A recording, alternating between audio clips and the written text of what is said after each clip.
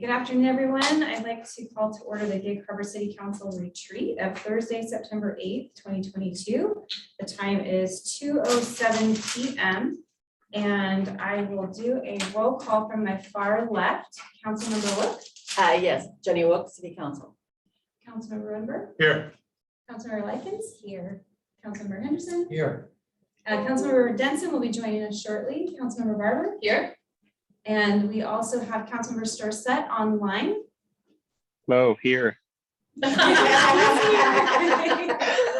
weird. So excited. Sounds like you can see these caves someplace. You sound so excited. And I'd like to also welcome Daniel Kenny, our city attorney, our city clerk Joshua Stecker, our city administrator Katrina Knudsen, and our speaker and facilitator. And thank you so much for being here, Marilyn Beard. And I think we'll recognize Councilmember Denson when she arrives, but we'll go ahead and get started. Is there anything, Katrina, that you wanted to say to kick us off, or are we just handing it to Marilyn to start? Thank you, Mayor. Just very brief comments. We really appreciate everyone being here today on an off work session week, and also want to very much thank Marilyn Beard for agreeing to work with us. And she comes very highly regarded. I know she's spoken to all of you already, and we appreciate you being here today to lead us through this retreat. And also just wanted to state for the council knowledge that, again, the mayor, staff, and I are here in support of the council who requested this retreat. And we're really here just to support you and not necessarily have very much input. So if we're quieter than normal, it's not that we don't care. We very much care about you all, and we're here to support you however that is necessary. Yes, and one more welcome. I wanted to welcome our visitors in the audience with us today, and also those watching online. Thank you for joining us. Can we see the attendee? I don't know who is there, but thank you to anyone that is watching online. And there's no public comment at this meeting, but as always, you can reach out to us after the meeting through email, phone calls, and anything you'd like to chat with us about. And we'll be more than happy to talk to you about it or answer any questions that you have about today's meeting. So without further ado, Marilyn. Thank you. So I guess I'll sit here in front so that I can be with Seth. Yeah. All about. So my understanding, the objective of this retreat is to learn something about communication styles and how different styles may impact how you communicate with each other and with anybody else that you have to communicate with. So just a couple of, I don't have a long list of ground rules as a facilitator, but I do say that the meeting is inclusive, and so everyone participates and allows others to participate as well. Diverse opinions are valued. If you disagree with somebody, with something that was said, stop, ask a clarifying question and make sure you understood what they were saying. And then offer your viewpoint. And if you can, try to find areas of commonalities, because there's more there than you might realize. Be present. You won't need your email here. Hopefully, no. I always tell them, unless you're a first responder, you can turn your phone off. So let's be here. This is your retreat. You will work together to meet the objectives of the meeting. City staff is here to answer questions or provide information if you need it on something in particular. Give me feedback if I'm going too fast or going too slow. And we'll take a break about halfway through. And if you want me to do something different, just let me know. Be good to each other. Be patient. And we'll be done at 5, right? Right. I saw it say 5:20, something like it's 5, right? Right. That's my job, is to get you out of here by 5 o'clock. I promise to do that. Okay. So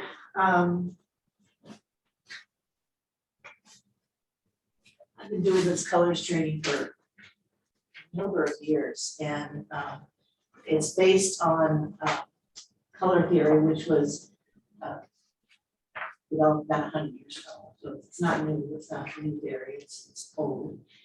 This particular session was created by Rhonda Hillier from the Real Dynamics. They have worked with Rhonda at some point in the past. She has been around a little bit. So, and it's, you know, I have a good time doing it, so I hope you will too.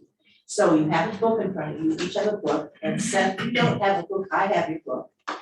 But Josh sent you a couple of pages from the book that you'll need to participate in this session. And we'll get through it before I know that you have to leave, and we'll get through it before you have to leave. Okay, thank you. Okay, all right. So, think about communication as a, I'll give you a little quiz here. So by the end of this session, you'll learn about 4 communication styles, and they'll do what they go by colors. You'll discover what your preferred style is. You'll understand other people in the room, what their preferred style is. You'll understand how different communication styles work together, or in some cases don't very, very well. But you'll learn how to be more effective with when you talk to people that have a different style than you do. So, okay, this is the quiz, it's pop quiz. So the average listening attention span of a listener is A, 8 seconds, B, 1 minute, C, 5 minutes, or D, 15 minutes. What do you think? A. B, A. A. Wouldn't it depend on the subject matter? Actually, not necessarily. But it's about 8 seconds for somebody to be paying attention to. And if you're a kid, if you're talking to a kid, it's a little short. So just for the, hi, Robin. Hi there. Thank you. I was gonna ask if I could, Councilmember Denson has arrived. Okay. It's all Not as late as I thought I was gonna be though, so. Yeah, it's all good. All right. So 24 hours after an individual has heard a presentation, he or she will retain approximately 10%, 20%, 50%, or 95%, I know, depending on the subject matter, I suppose. But we go ahead. Yeah, I was gonna say. B. A. It's between 10 and 20. And I like to remind when I'm doing this for staff, for city staff, that remember that the last time you did a presentation to the council, they don't remember everything you said. And so you need to get it back up to speed, back into the. When you're speaking to someone face to face, about how many communication signals or ways of transmitting your message are you sending? 2, 3, 4 to 8, all the way up to 20 to 25. What do you think? 20 to 25. Yeah, 20 to 25. And so if you think about it, and of course, this all changes on Zoom, but your tone of voice, how loud you're speaking, how the pitch of your voice, inflection, if you have some facial expressions, gestures, which I have a lot of, how close I'm standing to you. Yeah.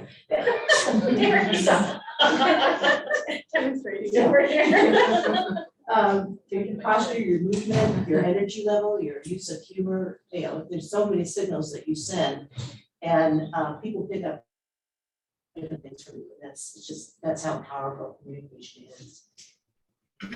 So, Are you gonna tell us the first 2 questions? Will you be telling us why those were supposedly surprising answers?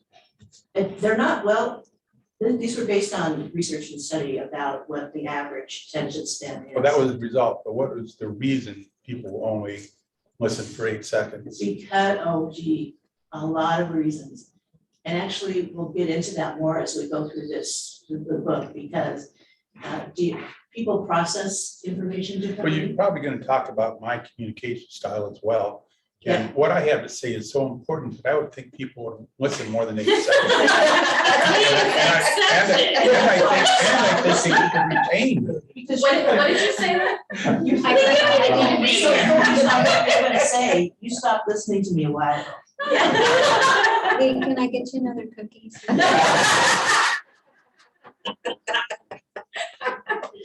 Okay, so for both, Styles, your communication style determines how you interact with people, how you make decisions, how you do work, how you handle conflict, and any of those things that have a lot to do with that. So in the interest of time, because this is going to be a briefer version of this speech, in the back of your books, I took your cards out in the back. And I want you to take a look at this side, not the detail side, the picture side, and look at those different words and put them in the order of which is most like you, which is least like you. So 1, 2, 3, 4. What's the most like you, the next most like you, the next most, and the last.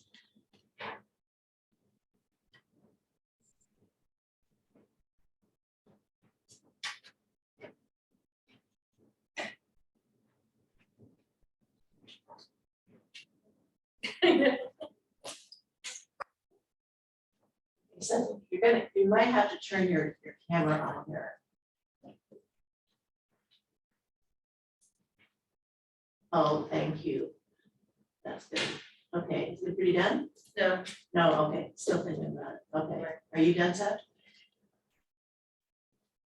Was there a question? I was asking Seth if you're done. Are you done? Reading them? Or did you ask You're us? still One more organizing than them one. according to. I'm pulling it up from the email, so I'm just a little bit disorganized compared to everybody else, flipping back and forth. So, one sec. Stop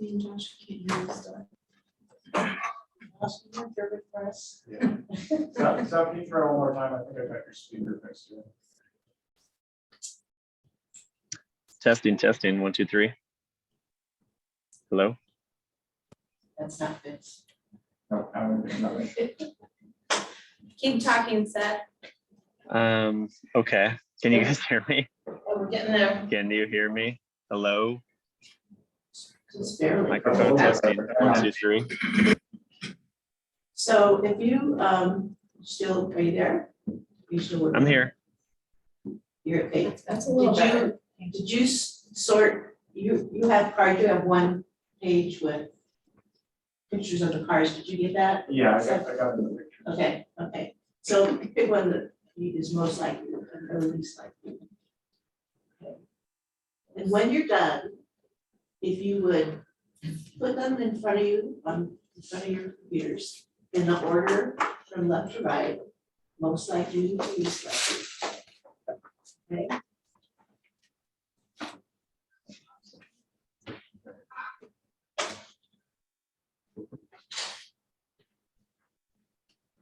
Okay, so want you each to hold up the card that you are the least, on both sides. Most. What you, okay, so blue, brown, green. Okay, and what's your next color? So you are blue, green. You were red, oh, interesting. That's good, red, brown. So lots of blues, lots of greens, okay. Seth, tell us what color. I would say green. Green, okay. So what,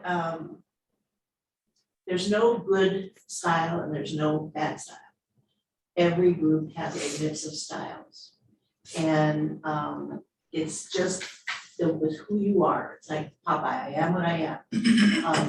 Your communication style goes with you wherever you go. And so, to the extent that you have a diverse set of styles in a group, that's good. That's a good thing because you each bring different talents to the table. So I'm going to describe the characteristics of each style and Don't worry, some of these descriptions are gonna sound a little bit exaggerated, don't worry about it. It's just an example. And don't worry about this, because you'll do a little survey later, a little checklist where it will reveal to you how close you were with getting your styles right. Are they in the book somewhere, what you're gonna tell Yeah. us just now? Okay, not follow along though. Yeah. No. Okay. Don't go there yet. Okay. Hang on. What color are you? Yeah, she's gotta be. Okay. So most people have one dominant style. Most people are a combination of colors. And so you are able to draw on different conversational or, conversation styles at the time and who you're talking to.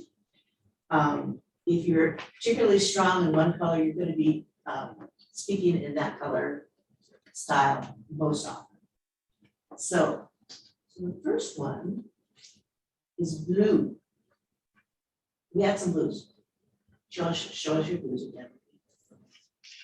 But blues are people, very people oriented, very inclusive. They tend to express themselves in terms of how they feel. They are in touch with their own feelings and also attend to other people's feelings. For blue, communication is about making a connection.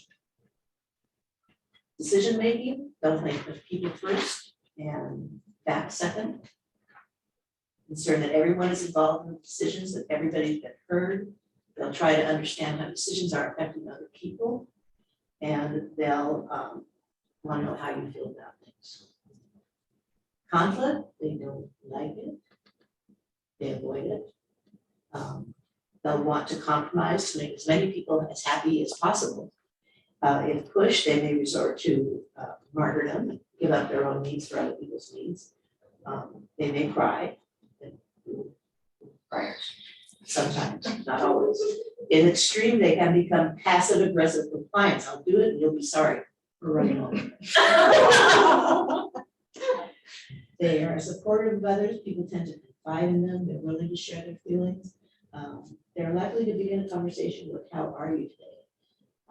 Good morning. And remember that about when you go in to see somebody that's blue, first thing you should do is say, hi, how are you? Because if you don't, they might get hurt. I think you're mad or something. On their best day, they'll be the heart and soul of the team. They'll make sure everyone is being heard. They'll protect people who they believe are being not treated well.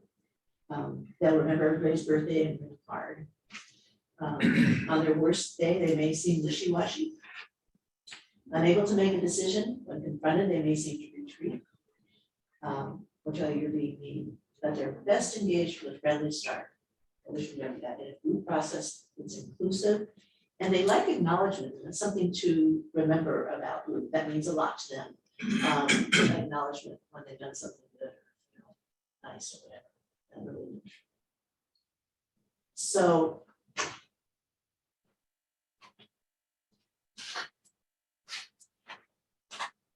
My blues, hold up your blues again. So while you're doing that, I have a question.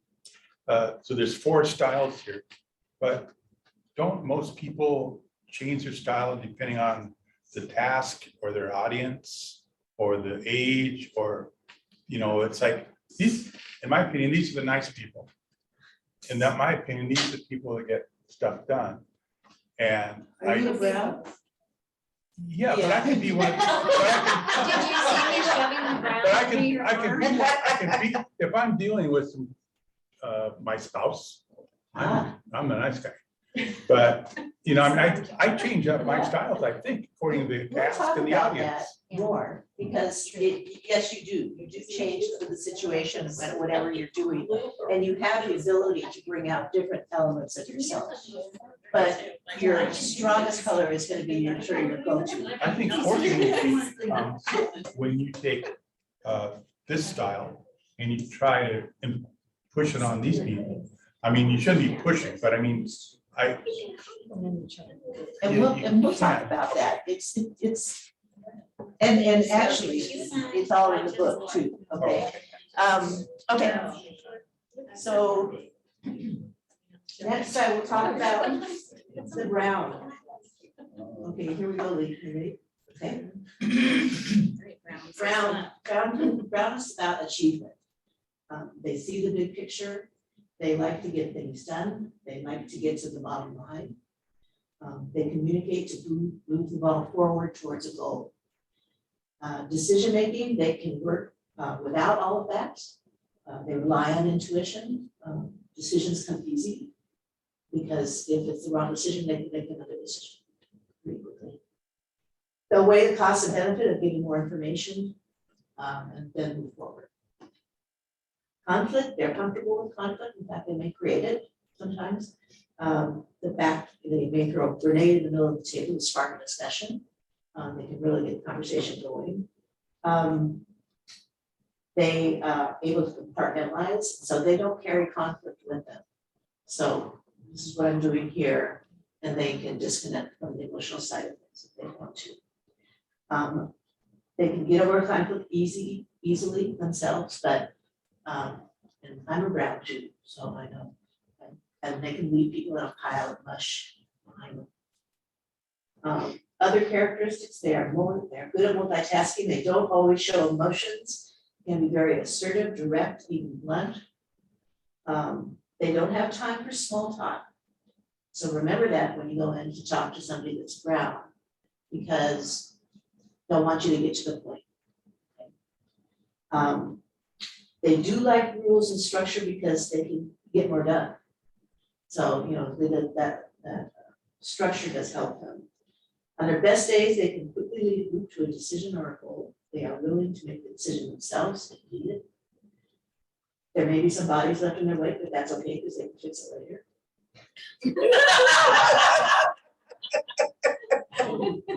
That's why Lee turns blue when he goes, no. On their worst days, they can be impatient and abrupt. They can steamroll and create hurt feelings, especially with food. So just remember that. What was your color? Katrina? I didn't see. It's brown. Brown. Right by. All right. That's why we get along. On their worst days, they can be impatient and abrupt, but they're best engaged by people that come with a clear objective and a plan of attack. Bullet points, they like bullet points. We root for them to be part of the process. We need Brown because they're big picture thinkers. They see problems and goals with bigger context in mind, and they can definitely move the ball forward. Marilyn, I'm curious, when you talk to us, could you have an idea just from your one-on-ones with us, what color we were? You know, I try not to do that, but yes. Yeah. I mean, I do sort of hard do not that, but sometimes I'm surprised. And sometimes when you go through and do the inventory later. So this is Brown. Yeah. Just do it. You will understand the Brown, all the Browns. I think you spelled that wrong. You want to take the H out.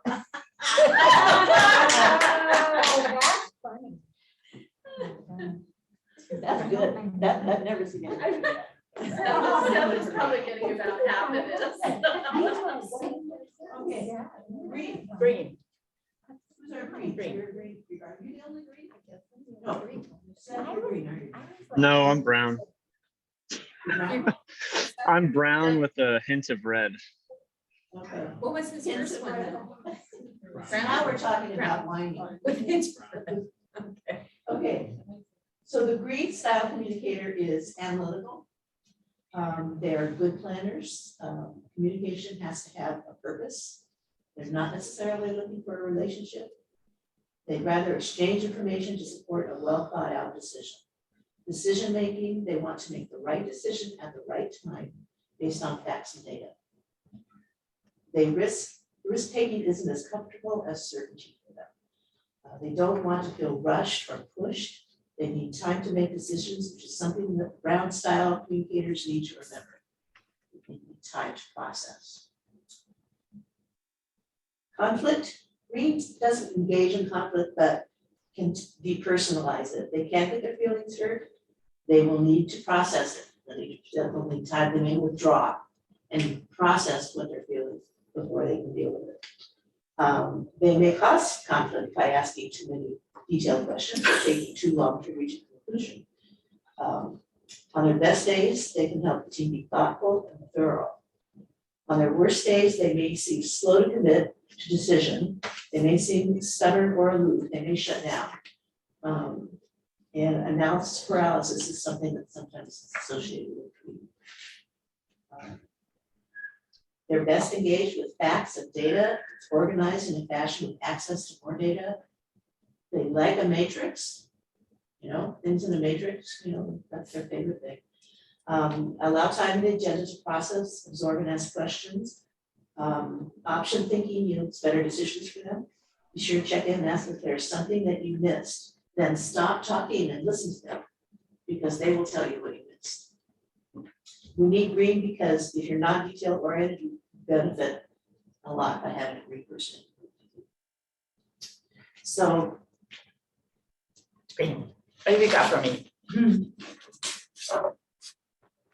This is not gonna be enough for you. You're gonna want the whole story. Oh, yeah, that's right, obviously, yeah. And you already looked at the back of your card. I don't pay attention. What's the book? Oh, personal styles and effective performance. Okay, these are not giveaways, I'm gonna take it back. Actually, I just need one blue bear behind. One time, because they just need it. Okay, red style. And we had, somebody had a little bit of red. Seth does. Seth? Seth, what was your number one? Brown. It all depends though, like Lee said. I think there's a difference between how you perceive yourself and how others perceive you. So it depends on the situation. Yeah. Okay, so red. Red style communicators are fun, creative, spontaneous. They make life interesting. They can make decisions quickly and then make the opposite decision 5 minutes later. Red, they're like idea machines. It's like watching popcorn pop. You've got lots of ideas. They are concerned if it's a crazy idea because it may have a nugget of truth in it that is, something that you can use later. For that reason, other more thoughtful styles may seem them sort of flaky. They work in spurts, high intensity followed by high play. They don't like structure. So remember that if you have a red. Conflict is no problem for them. They like it sometimes because it's more exciting. They can seem easygoing, but they have the potential to erupt in a very demonstrative and verbal way. They tend to use hyperbole and exaggerate, so you have to take their comments with a grain of salt. So blue and red can be put off by green, and brown will just want them to be serious. On their best day, they offer refreshing, unique perspectives. They challenge people to get out of the box. On their worst day, nothing seems to be getting done. It's like herding cats. They're best engaged with communication that's interesting, provocative, or you may lose them. They need room to maneuver. They can follow rules, but don't start with rules. Out of the gate with them. We need red because we all need to lighten up a little and think outside the box. If you discount them too quickly, you may be missing some really good gems. I don't even know who to give this to.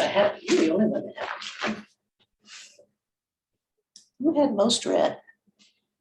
I think Roger's only on second place. Second place. Yeah. Oh, you get those awesome. Oh, wow. Pretty cool. I love it. Lady Liberty. Yeah. Nice. Cool. In my experiences, the reds, if they're put them on, they put the glasses on immediately. Yeah, see? How do you do? See, and I would have thought, funny, Okay. But it's not very business-like. Let's get on with it. Care for people. Think of others. Yeah, Lorraine brought the cookies today. Yeah. I knew I was a blue. Yeah. So let me tell you about, when you talk about how styles work together. Let me tell you about my own story. I'm brown and my husband's green. We just celebrated our 35th wedding anniversary, so we get along fine.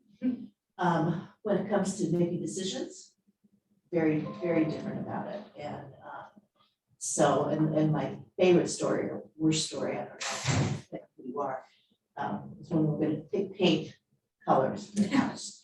And so inside, we're gonna paint our kitchen. So he goes, I'm Tuscan yellow. I said, okay, that's fine. So he goes to Home Depot, you know, those little chips of paint. So he gets about 4 or 5 of those. He brings them back. He puts them up on the wall. And he says, which one do you like? Okay. So goes back to Home Depot, gets another 5 or 6 chips, puts them up on the wall. Says, now which one do you like? I like that or that. They're all pretty similar. Then he goes back to Home Depot, you know those little like $3 bottle cans of paint samples, gets a few of those, comes back, paints some swatches on the wall, asks me what do you want? I said, that one. No, so now at this point, I'm impatient and I'm starting to show it. But he still goes back to Home Depot, gets a couple more cans of paint and does a couple more. And then finally, I said, I'm done. Any of you pick, you just pick the colors, I don't care. It's just paint. You can paint over it again if you don't like it. But he, you know, he does that, and that's it's pretty funny for other people watching it, the two of us. And we, you know, I realized that I need to slow down for him, and he knows he needs to speed up for me. On the reverse side, when we buy electronics for the house, he's the one that has the patience to do the research, to look up, you know, to look at all the answers and find out, you know, what the right thing to do is. I'm not that patient. So it works. It really does work. That you can get along with other people. But sometimes if you are, if you think about, if there's ever somebody in your life that you just don't connect with, that like everything's a little bit harder to do. No, nobody? Oh, yes. It could be a family member, it could be a friend, it could be a colleague, could be your spouse, your kid. And you know, that it really is something that you really have to think about how to work through to the other person's style. So at this point, now we're going to page 47 in your book, and Seth, you have a page 47. I am looking. I think it's the one that's, is it a white page with a bunch of boxes to check? Yes, I do have it. Okay. So now I want you to take a minute and just go down the list and check off the boxes that you relate to, that seem to be like you. Don't overthink this. Okay? And just go through. And then when you're done with that, turn the page and it'll show you how to score. So now we'll see. Just get done first. He goes,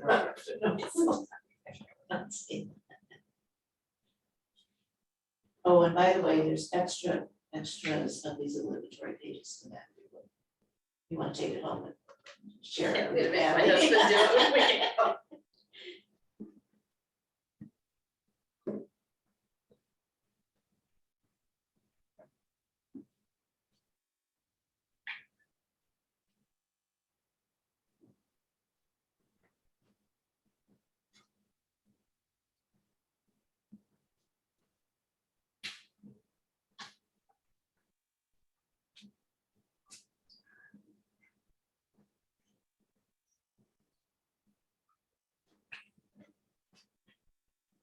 Yeah, I keep looking at these spots and they're not like, they're really not. Oh, yeah. My goodness. Well, it's that time somewhere in the world, maybe.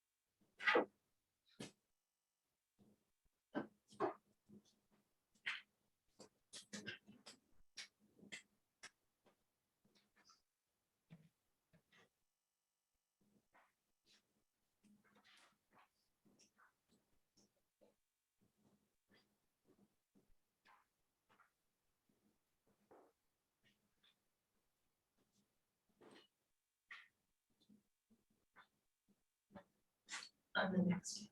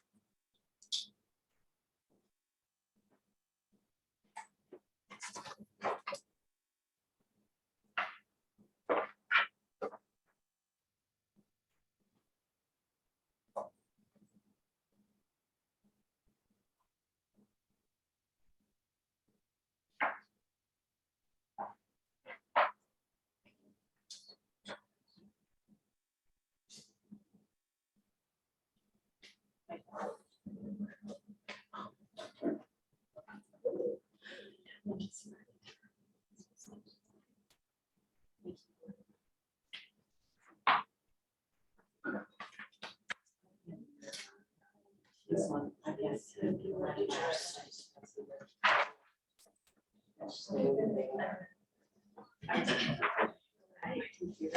like, this is. One of the letters right here. We use a shirt. There you go. Activated. That's pretty cool.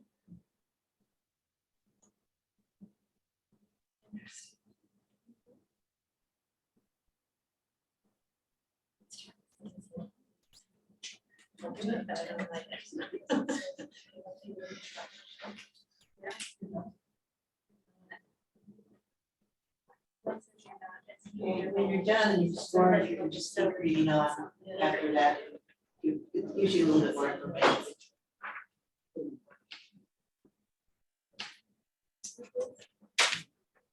Yeah.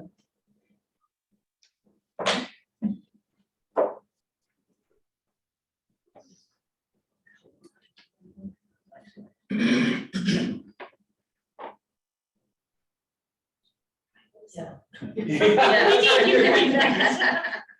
Scaring me.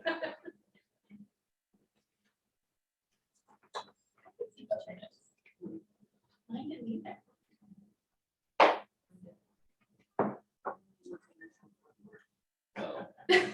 Well, apparently I'm a lot more here. So are we supposed to tally up the totals then Yes. on the page to the left? There's other, I mean, where you tally them this up. is still video. Okay, got it. Thanks. Yeah. And I'm definitely gonna take it for. Yeah, you don't want to start crying in your office. No. If you do, I have Kleenexes. That's good. Yeah, you get over it, right? Set a timer. Yeah, so, okay, you're done. Did you see what our song is on the back? I know, isn't that interesting? Eagles. It's a good song. Mine is come together. That was actually on my walk piece when I ran. Oh, wow. Go figure.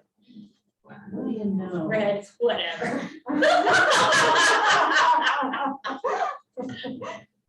Oh, that's Green line, line. That's myself. together we Yeah. can. Okay, so is everybody done scoring? I know what Brenda thinks she bought the cookies in there. brownies. Everybody from. Are you all This done? explains my sister.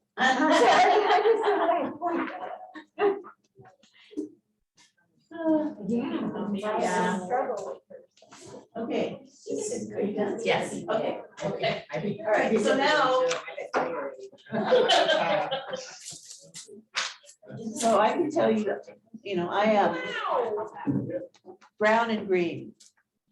I don't have that much blue and not a speck of red, which does not mean I'm not expressive.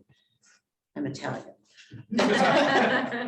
So did anybody's colors change based on that sort? The border or the number one?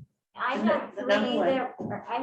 that were almost equal. Okay, Yeah, me too. okay, and so if they're within a point of each other, that means that you can draw on all of those styles.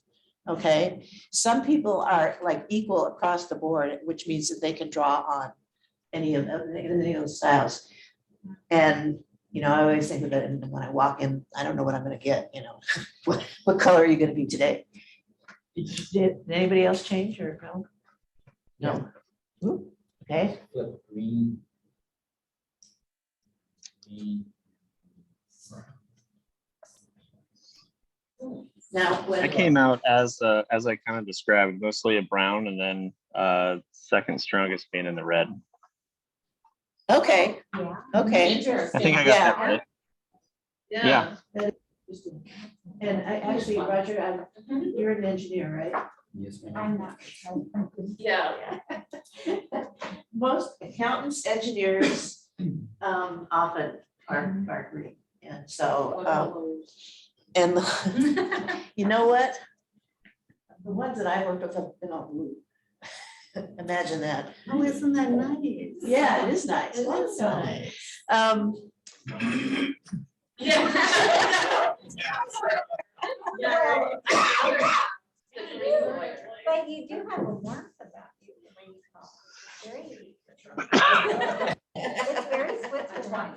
So are these your top two ones? No. Those were from the question marks Okay. here. Okay. This was my top from the beginning, from the Uh-huh. cards. Uh-huh. And this one was probably the bottom, but Uh-huh. it moved up to second place. Okay. And then these two turned out to be pretty much the same, the brown and the red. Okay. You like communicating with people, I know that. Yeah. Yeah, okay. You still there? Yeah, see. Yeah, I'm, it's just reinforced everything. And the numbers are almost identical.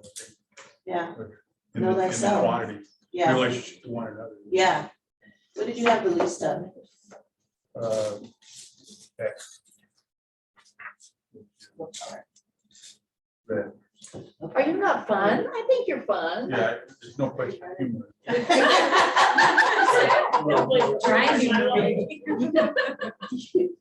You can have a sense of humor, but you just don't, you're not crazy, you're not You're spontaneous. You're witty. Oh, whiny. I was like 1989, Okay, so I'm all three. yeah, And high numbers too. Which three are you? I have like 2 for this. so, No, I had 4.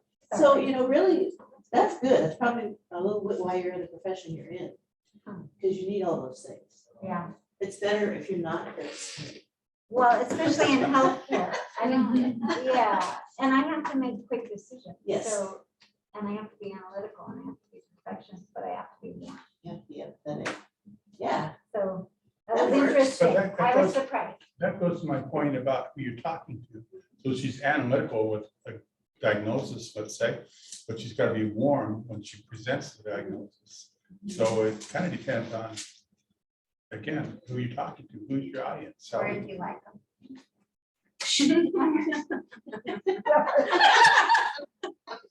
I missed what she Okay, said. careful now. They put you together, right? I think That's so. where, yeah. okay. Yeah, this is All right. interesting. So that's not too surprising, that you ended up with Yeah, that. it depends what I'm doing. Yeah. But you like the data and you actually, I like moving. you like moving ahead. Yeah. Yeah. No. Frivolous. And so did anything change for you? Well, this was definitely my number one, Yeah. with the Yeah. most points by like 11 points. But Oh, then wow. green moved from my last, well, these are almost equal, 11, 11, and 12 for these. Interesting. Okay. So, Huh. but green was like 1 point ahead of red and brown, which was kind of a little striking. But that is interesting, Yeah. but not surprising. I mean, you knew yourself. Oh, yeah. Oh, yeah. Definitely. No changes. I was equally brown and blue. Okay. And then I only had 5 for red and 2 for green, which makes sense because I can appreciate it and I can do it, but not if I, not someone else in the room that's doing it. Like somebody else. That's why you had I will Roger. do it. It says, but if I've got Roger and Jenny and other people, yeah, I mean, I'm good. Yeah. you're I'll not stay gonna over get here. any of that. Get it done. Yeah.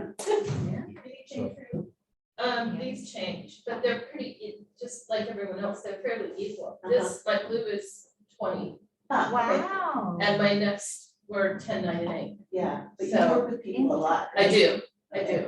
Yeah, and I'm Yeah. known as a relationship builder, okay, so, and a connector, so it really didn't surprise me at all. okay. So, Katrina, Oh, nothing changed, although blue and brown are 3 points apart. so pretty close. Brown still on top. That doesn't surprise me. Yeah, me Really? either. That's like spot on. for you. Yeah, The buck stops. I need to here. work on red. Josh is over there going, Yeah. I'll help you with that. Thank you. We like Very to well. have fun I'm around here. glad you're ready. So did anything, Yeah. Seth, did your colors came out the way that you thought they would, right? Yeah, I thought you guys heard me earlier. So yeah, still strong on the brown with a touch of red. You know, that's an interesting combination too. You're a driver and you can be very spontaneous at the same time. Yeah, and you could, Yeah. you could lose your temper. Yeah, I mean, there's things I sometimes. think you both on. Yeah, it can happen. I wish I was in person where you could see my face better because I also laugh when I admit that. And, you yeah, know, I I've worked just- with other different folks. I'm sorry, what's that? Yeah, I was just gonna make the comment that it's really interesting, like doing this in the reverse order of just looking through it versus then doing the scoring. Yeah, so it's just interesting. I think we'll all refer to each other as colors now when we're acting in these ways. So When I did this, when I was working for Kirkland, I did it for a lot of the departments and the whole public works department. And they had in their offices, they put up their cards in the color order on their windows. And so people would remember what to do when they walked in the door. Oh, isn't that interesting? Yeah. And so it's always, and so yes, they will start to refer to each other. What you don't want to do is to say, oh, you're being so brown, or get out of your greenness, or, don't be so blue. Because they can't, you can't change who you are. That's your sort of your natural state of things. And so you would never want to use it as a weapon. All of the styles are good, all the colors are good. You all bring something to the table. And this is actually a pretty interesting collection. And I do mostly this for public agencies, not a lot of red. The only time I see red is when I get into the IT department. And like the web designers and the multimedia people. Yeah, I was, Mary, you're in public relations, right? That's surprising you weren't, didn't have a little bit more red, but yeah. It comes through. But there's some combinations, like I worked with a gentleman who was red 1, red and green 7. He was very talkative, very, he did use hyperbole, he was always very dramatic. And then he would get up on the whiteboard and do this diagram, the green part of him, and sketch this whole thing out. And get really excited about it. And so, but it was, different. It was different. And then, but the reds, another one of the staff was a red brown. They did not get together, did not get along at all. They drove each other nuts. So it just, they get along, everybody gets along because you do get along. I mean, we do, we make our way in the world and we get along. We adapt to other people. So we're gonna do one quick little exercise and then we'll move on to the second part. We'll take a break. I keep looking at that clock. It is not right. It's 3 o'clock. Yeah, so we'll be taking a break pretty quick here. So. Okay, so now you're gonna have to use your imagination here, Seth. Pretend you're in the room. Okay. Let's see. See if I have enough. Here. Okay, so green. So I'm gonna give you each 3 stickies. I want you to write. I want you to write 3 sticky notes. How you 3, 6. I'm gonna give you how you do want people to talk to you, how you do, and how you don't want people to talk to you. Okay, so now orange is the new brown. So I'm gonna give you 6. But, and we're gonna go give this to people? You're gonna share them later, yeah. This is just. So we just write what we want. Yeah, what you want, and what you do what you don't want. 3 things you do want, 3 things you don't want. What color would you like to be? I am blue. Let's go blue. Yeah.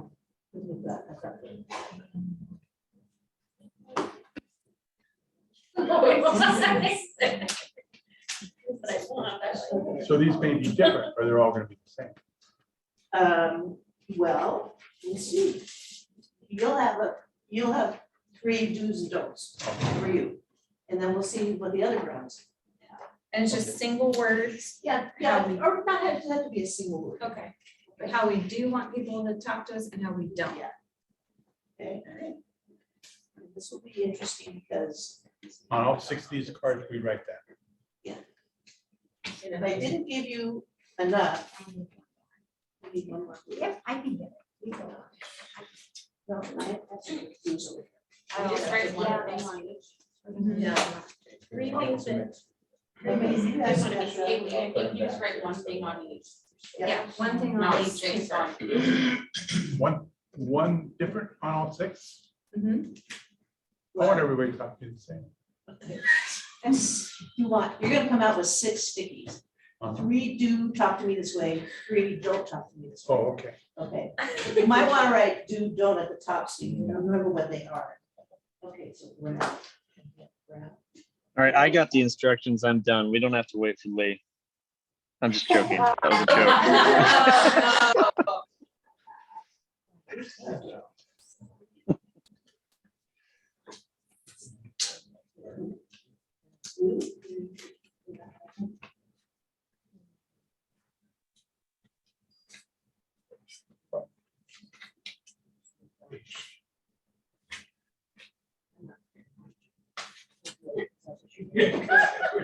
They just don't make, they don't make brown sticky notes.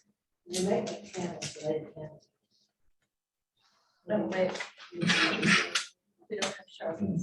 Oh, Okay. sorry, no, here, let me, give you- I have the Sharpies right here, I didn't give that up to you. That way people can read it better. Oh, There you go. Try to rate those.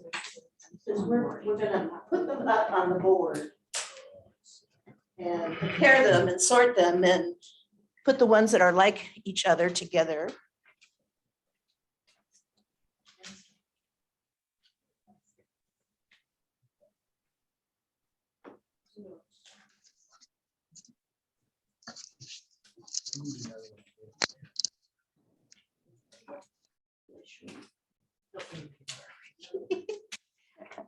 I have lots of sticky notes. I just didn't want you to have to work too long on it.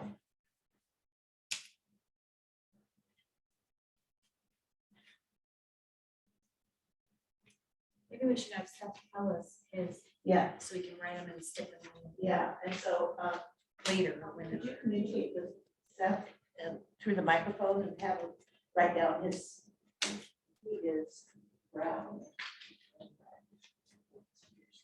Oh, I guess. Oh, he's just trying that.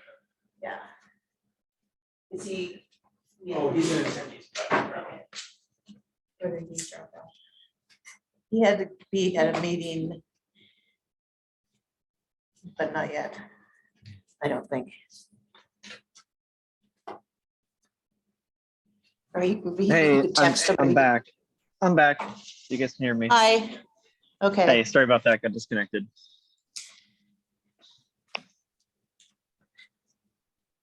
You don't get it right the first time. There's no right or wrong answers here. This is just, we're just gonna compare notes and.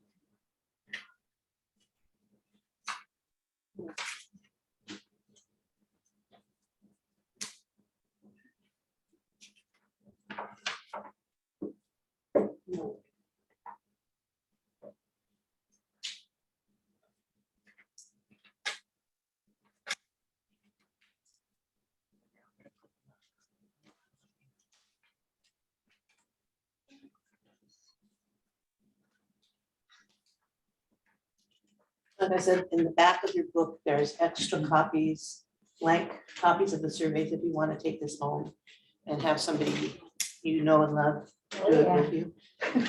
Oh, so gonna have my husband do this. Yeah, then the fight starts. No.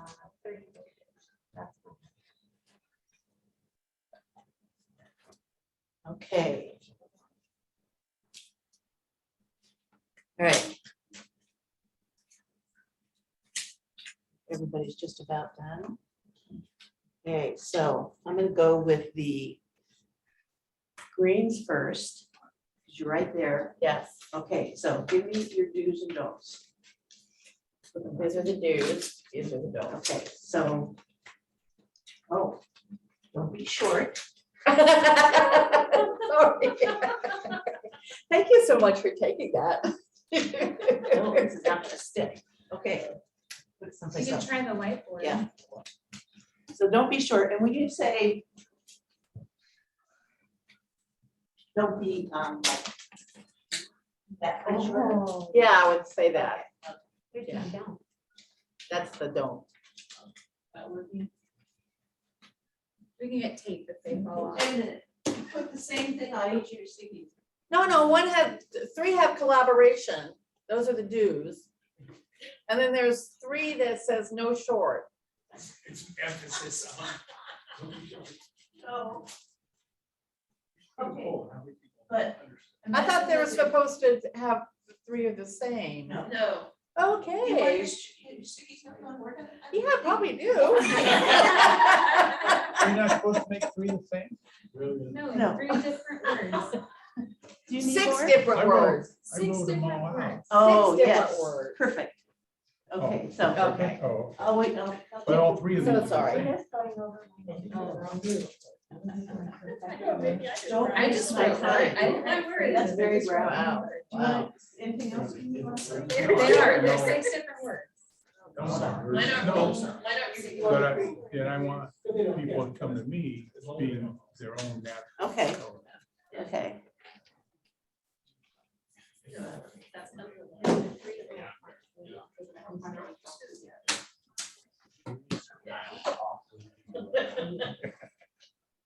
My husband. is from the food company, they're very food forward. But I think we can work fast. I don't know.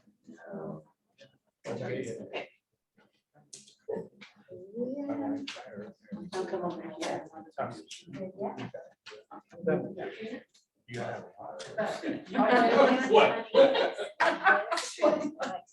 Oh, you're working. I'm Susan. I have ideas. You're not in trouble. And when I see my score was like 4. Maybe like that.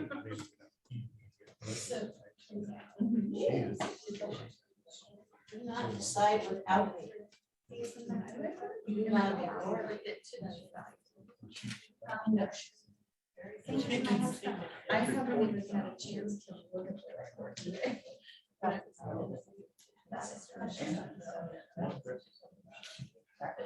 Listen. No, I did. I have my questions down. Okay. Two other no's and two do's. Okay, thank you. No, it is, it's a goldfish with kissy lips. See, I also like. It's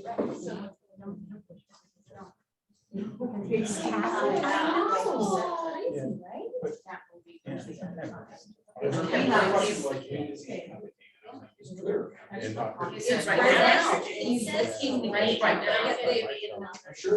Yeah, they are.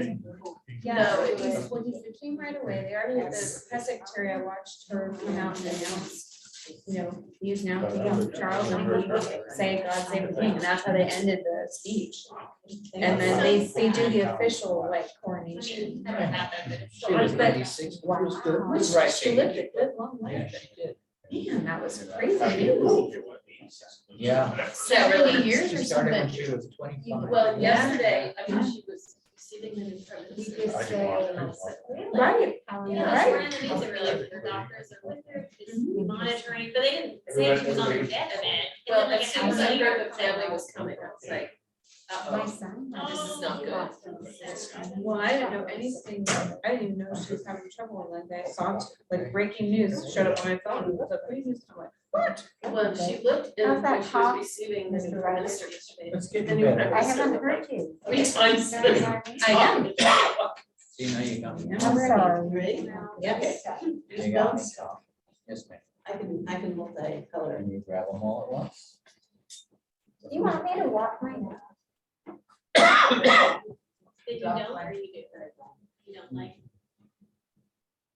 To look at some of the other. Don't be whiny. Just like that? I need to take a little walk. I feel like. Oh, yeah. We'll come back. Oh, You can certainly. yeah, don't be a jerk.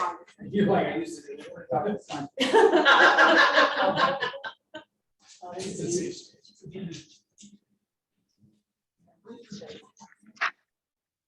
And she's got everybody else.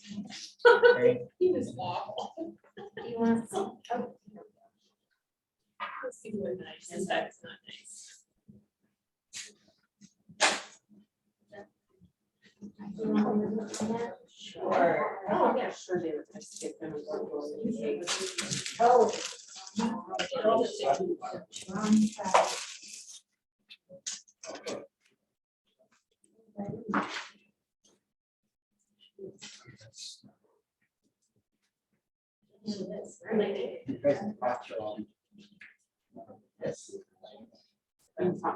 Trina? Yes.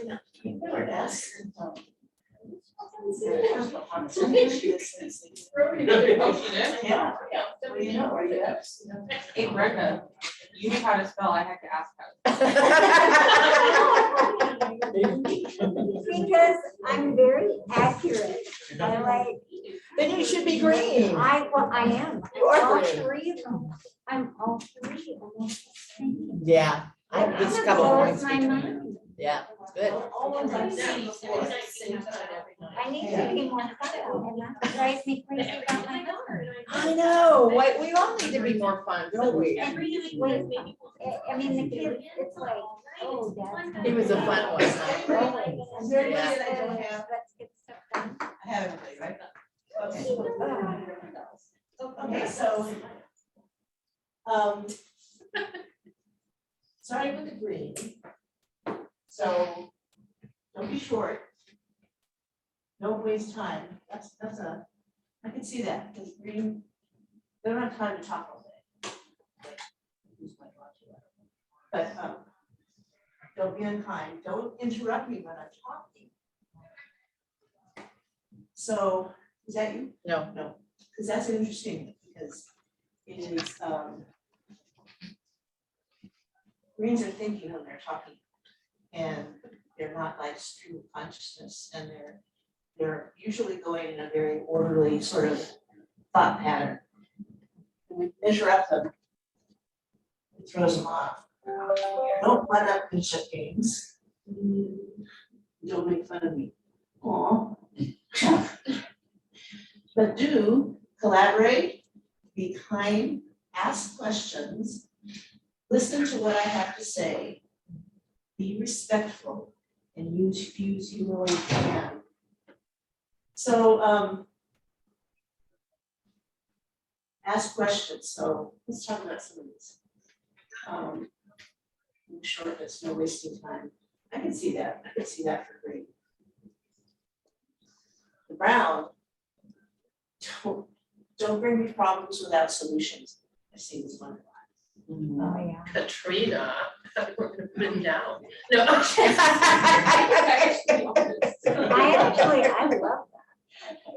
So, I mean, truly, because they don't want to have to solve your problems for you, right? Yeah. You know, if you have a problem, fine. What's the problem? Now, what are your options?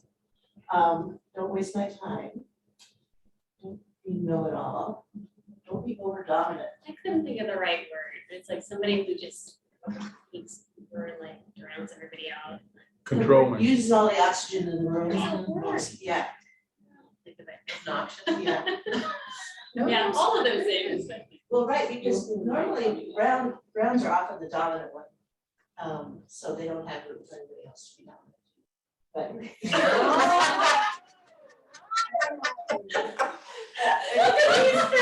He's going, why are there people dominating?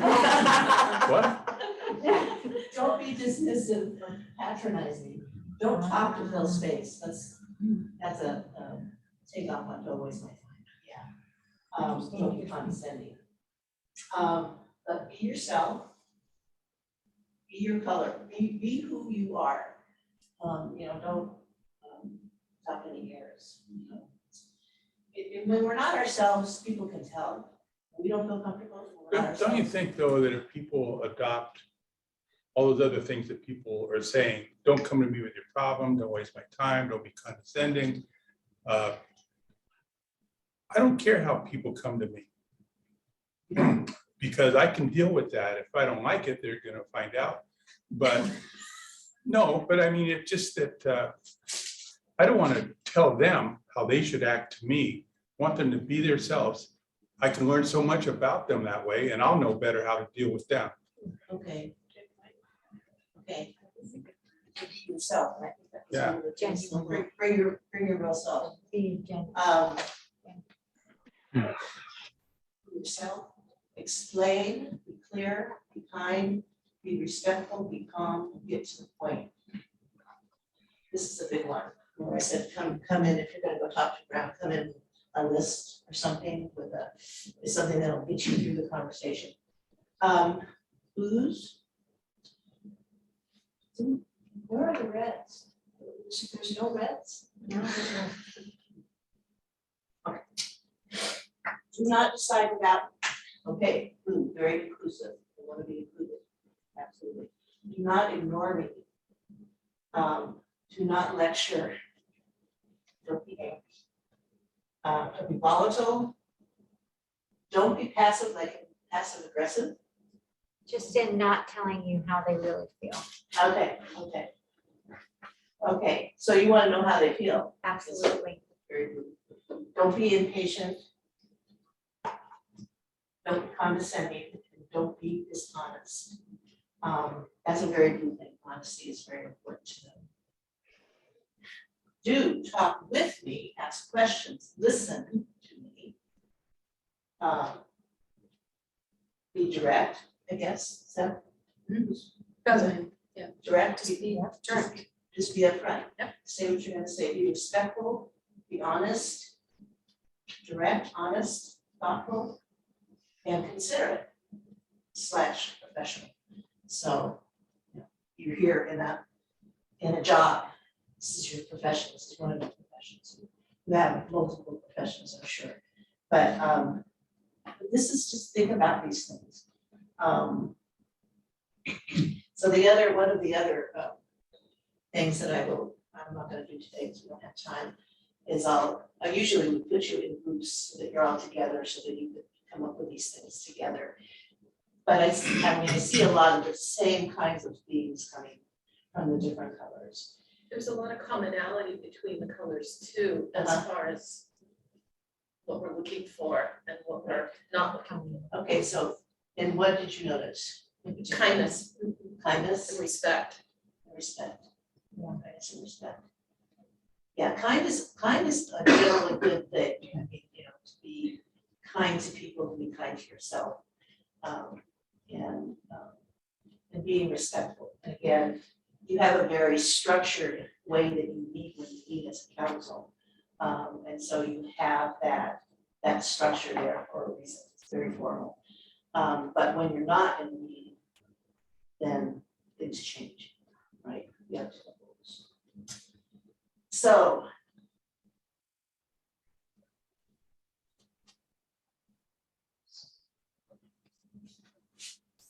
Seth, are you still there? Oh, yes, I'm still here.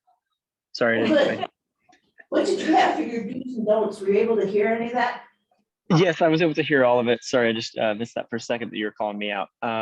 So since I'm not in the room, I know you guys are doing the sticky notes. I imagine these are they somewhat like weighted by the group is kind of the way I'm seeing it. So when we had similarities, they just went up next to each other. Okay, so for the how-do, I like when people start off with being personable, not just the how you're doing, but I like when people really engage. So I think of this group that I want to ask how life's going, but then I also want to get to the point. Not just this group, but it's just in life. Like, okay, what is the objective while we're meeting? Ask questions, which I heard earlier. And then, when you're talking, it's not one-sided, right? So you want it to be a discussion, and usually we're trying to find, I think, a common ground or understanding. And then how I don't, dancing around the point.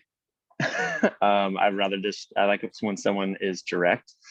Also that it's not a one-way conversation, that they just want to be heard and that's it. Again, depends on the situation. And then also, I guess I think of it as a conversation, not just in all of this, even though we're talking about how we're being talked to. But I don't like when it's one-sided, it also seems to be closed-minded. And I don't think you're not walking away with a solution. You're just, I guess it can seem like you're leaving it as a problem. So I think it pretty closely aligns with everybody else. I was just a bit more wordy in explaining it since I'm not in the room. So be direct and don't dominate. I mean, allow for discussion. But get to the point is very Brown.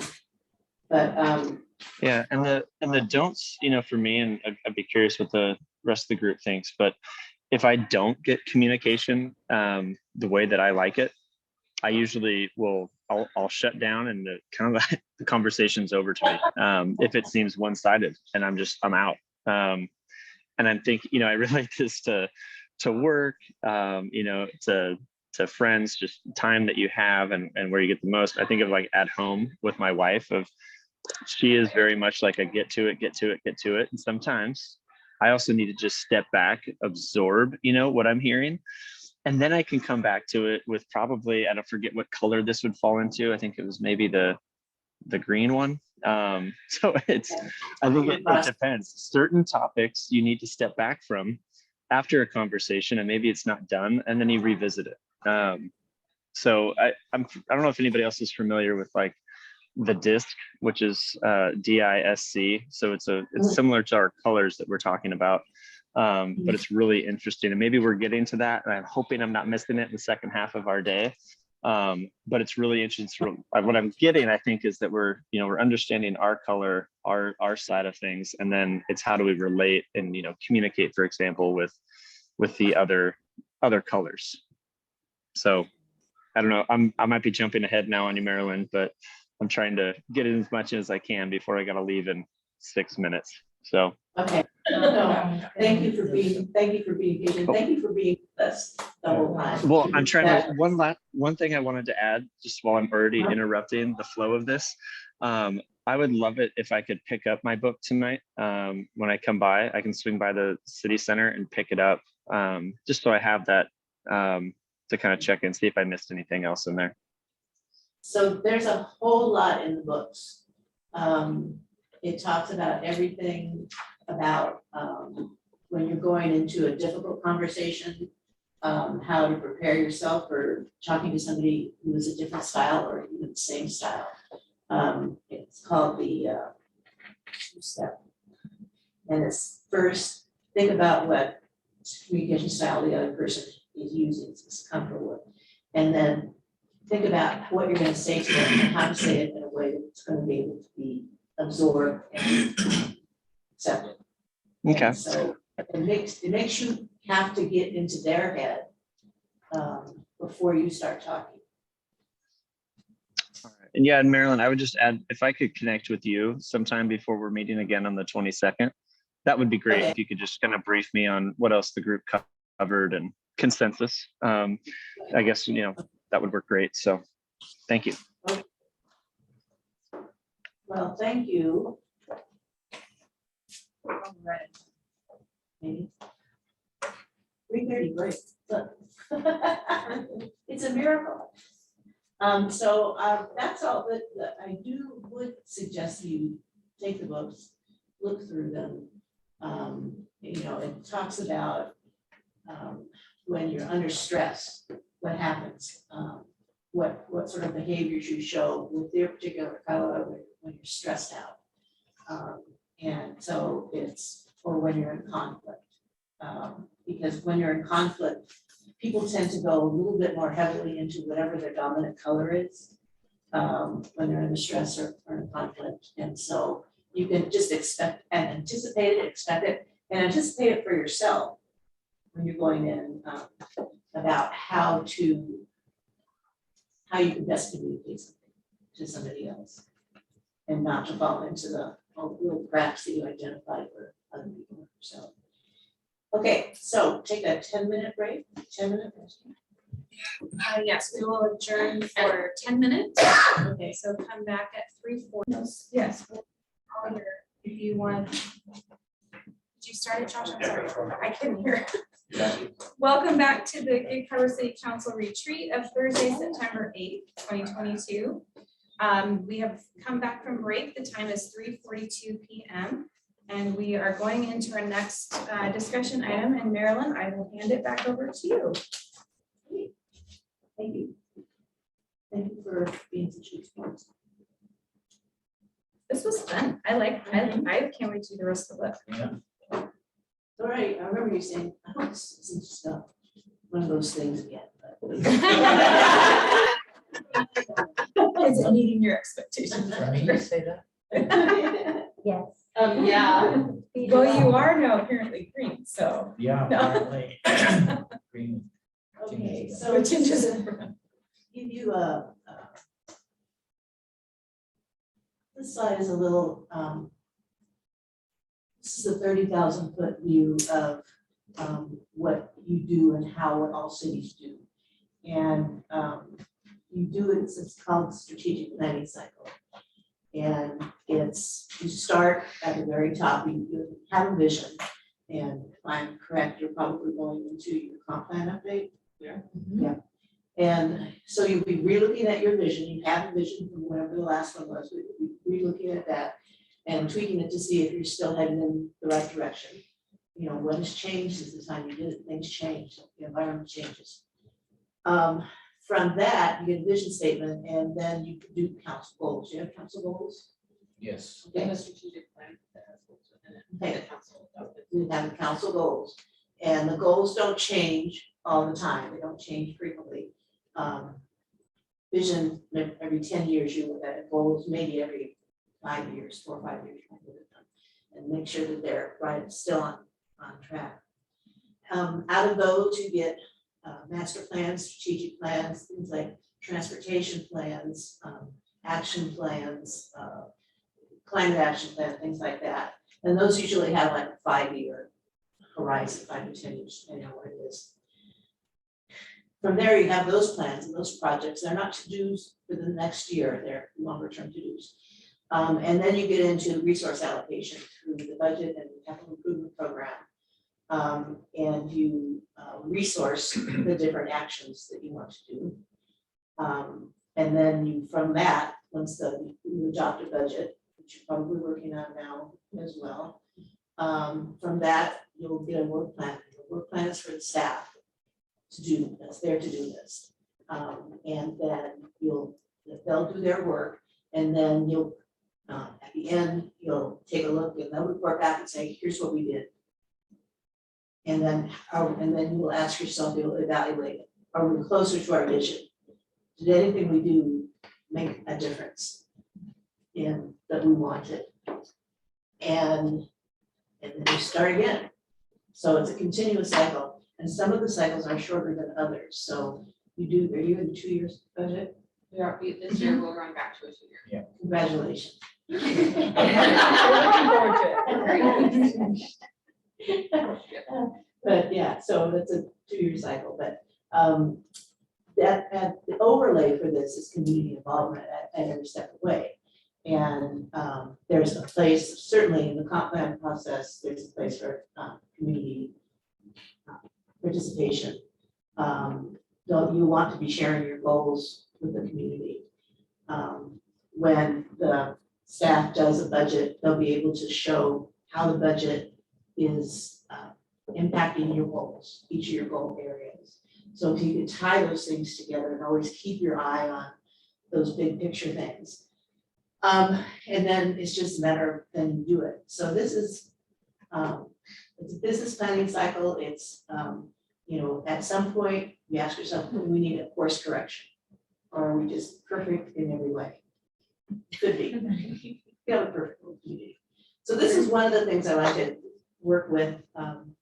And this is the big picture, and that's where I always like the council to stay is always keeping your eye on this process and where you are in this process. And right now you're doing your budget and you're about to go into your comp plan. So it's not like it's linear. You go kind of in and out of the different things. But you always go back to the big things, to the big ideas when you think about what you want to do. Another one I have, and this is one I got out of.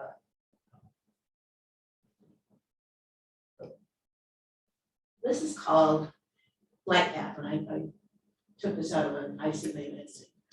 And this has to do with who does what when. So it's a continuum.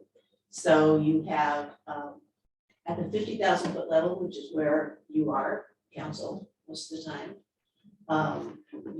As your purpose and vision, that's a lot of the council. That's almost all council. Strategic goals, almost all council with some staff assistance. And then prioritizing is going to be a collaborative effort. Okay, you're both going to be working on that. because the staff is gonna tell you, here's what we have the resources to do, here's what we have the capacity to do. And then, sort out, where the money's gonna go, what's gonna be in the work plan. And then you start implementation. And the farther over you get, the more it is the responsibility of the staff to do the work that you told them to do. And, to go do the work plan the work and work plan. And it's really the day-to-day responsibilities. There is an overlap. It's not black and white. There's a time when you're both working together, and there's a time when you should be, staff should not be making policy, and the council should not be making things. So that's the kind of the way, that's sort of the perfect world. And then I have one other that I'll talk about a little bit later about, if you want to talk about it, and this is about public participation. And public participation is another thing I like to do. I do a lot with community meetings and things, big community involvement processes. And there's a spectrum of involvement. And depending on the kind of decision you're making, you have to ask yourself, what's the decision we're making? Who is going to make the decision? A lot of times it's going to be you, the council's going to make the decision. Or it could be in somebody else's hands, some other level of government that's going to be making the decisions. But you start, if it's you can go with the organist will tell you what's going on, will keep you informed. That's sort of the lowest level of involvement. But there's times when that's important, when you're having an emergency and you're telling people to get out of their houses, get out of town, whatever, then you're just going to tell them. And that's going to be the appropriate thing to do. And then sometimes there's just things that you can't, they just are what they are. And so you educate and inform the public, but they can't really be in the decision process. Then it moves over. So consult, you get feedback from the public, alternatives, and then you report back to them again, here's how we use your ideas. Involve is more organized, you've got more involvement, you maybe have events like open house or a small group work group, things like that. And you have them really work together and the staff, and you work with the public all along the way.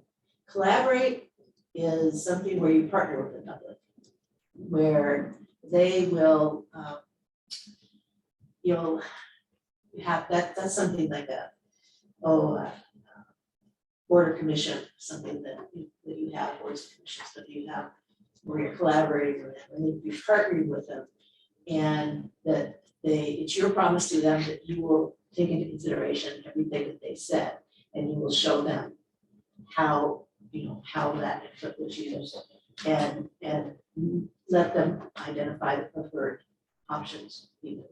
Empower is one that is not that often used. It sounds good, but it is the easy one is when you send something out for a vote, and it's either up or down, and then the community decides. And sometimes that's where you're going. Sometimes, but it's not very often. I teach at the University of Washington, and I teach a session on community involvement, and the students, they want to empower the public all the time. We give them the power to decide. And but sometimes it's not the appropriate thing to do because there's either technical things you need to know how to do things a certain way. There's laws, there's rules that you have to stay within. And so it's not necessarily going to be empowered. But if you think about this, and the thing is you decide, you talk about what is the decision that we're trying to make. Who is going to care? Who are the stakeholders? How do we get to them? How do we bring them in? We go to them, we try to bring them to us, do we go to them? And then get their input, and then at the end of the day, most of the time they're making a decision. But this is a really rich model. There's a whole other book. But it is a good way to think about things when you're deciding what level of public involvement is going to be appropriate.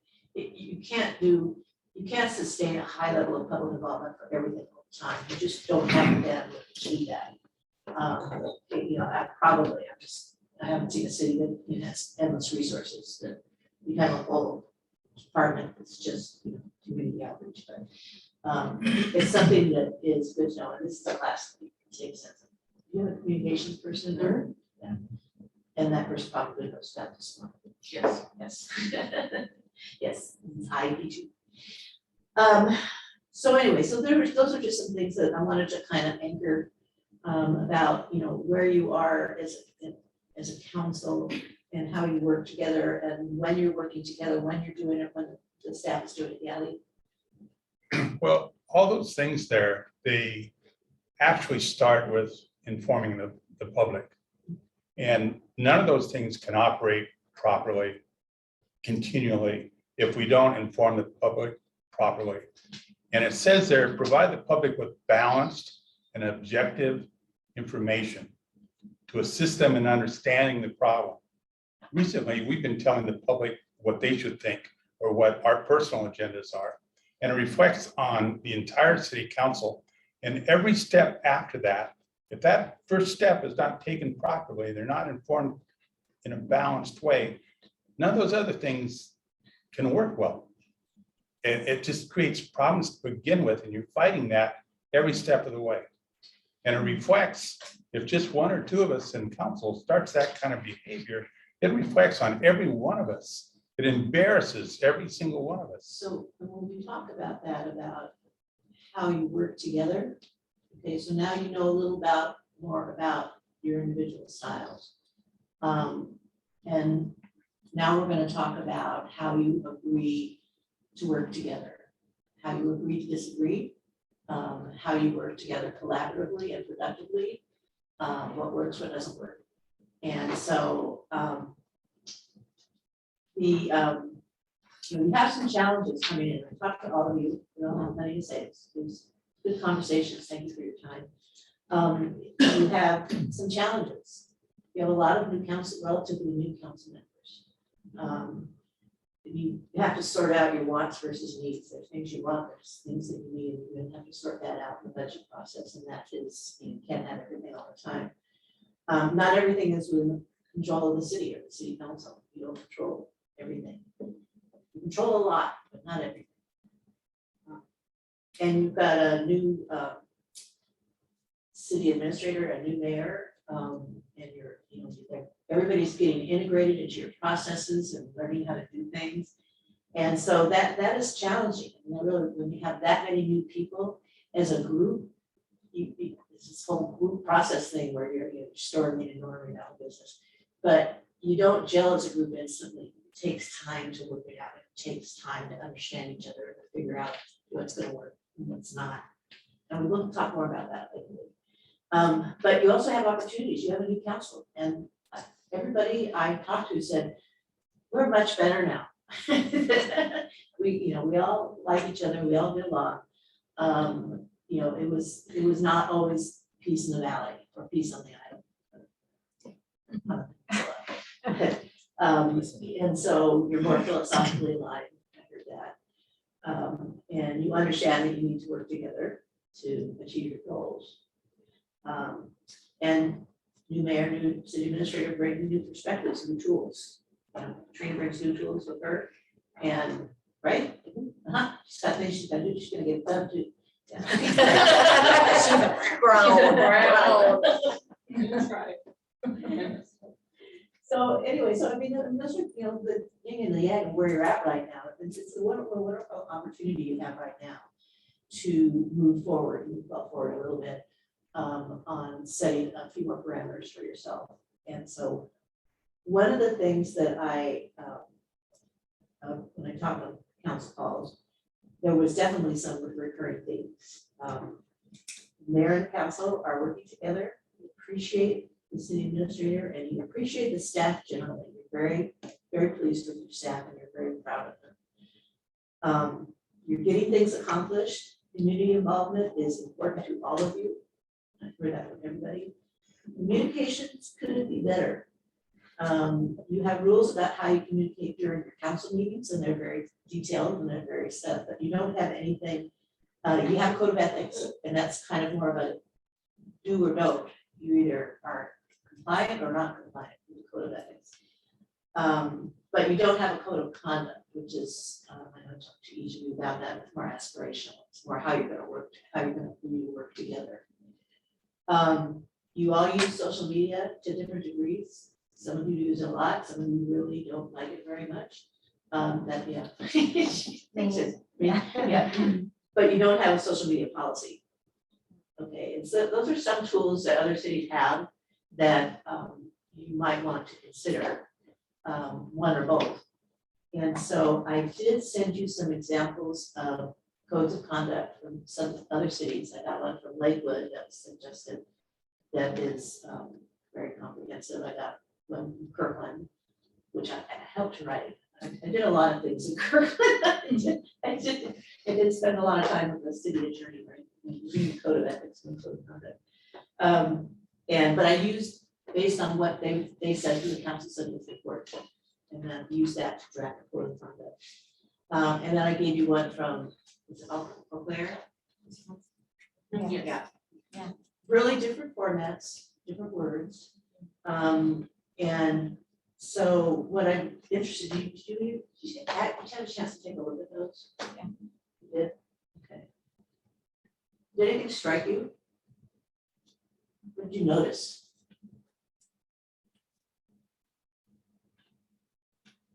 Anything you liked, you didn't like?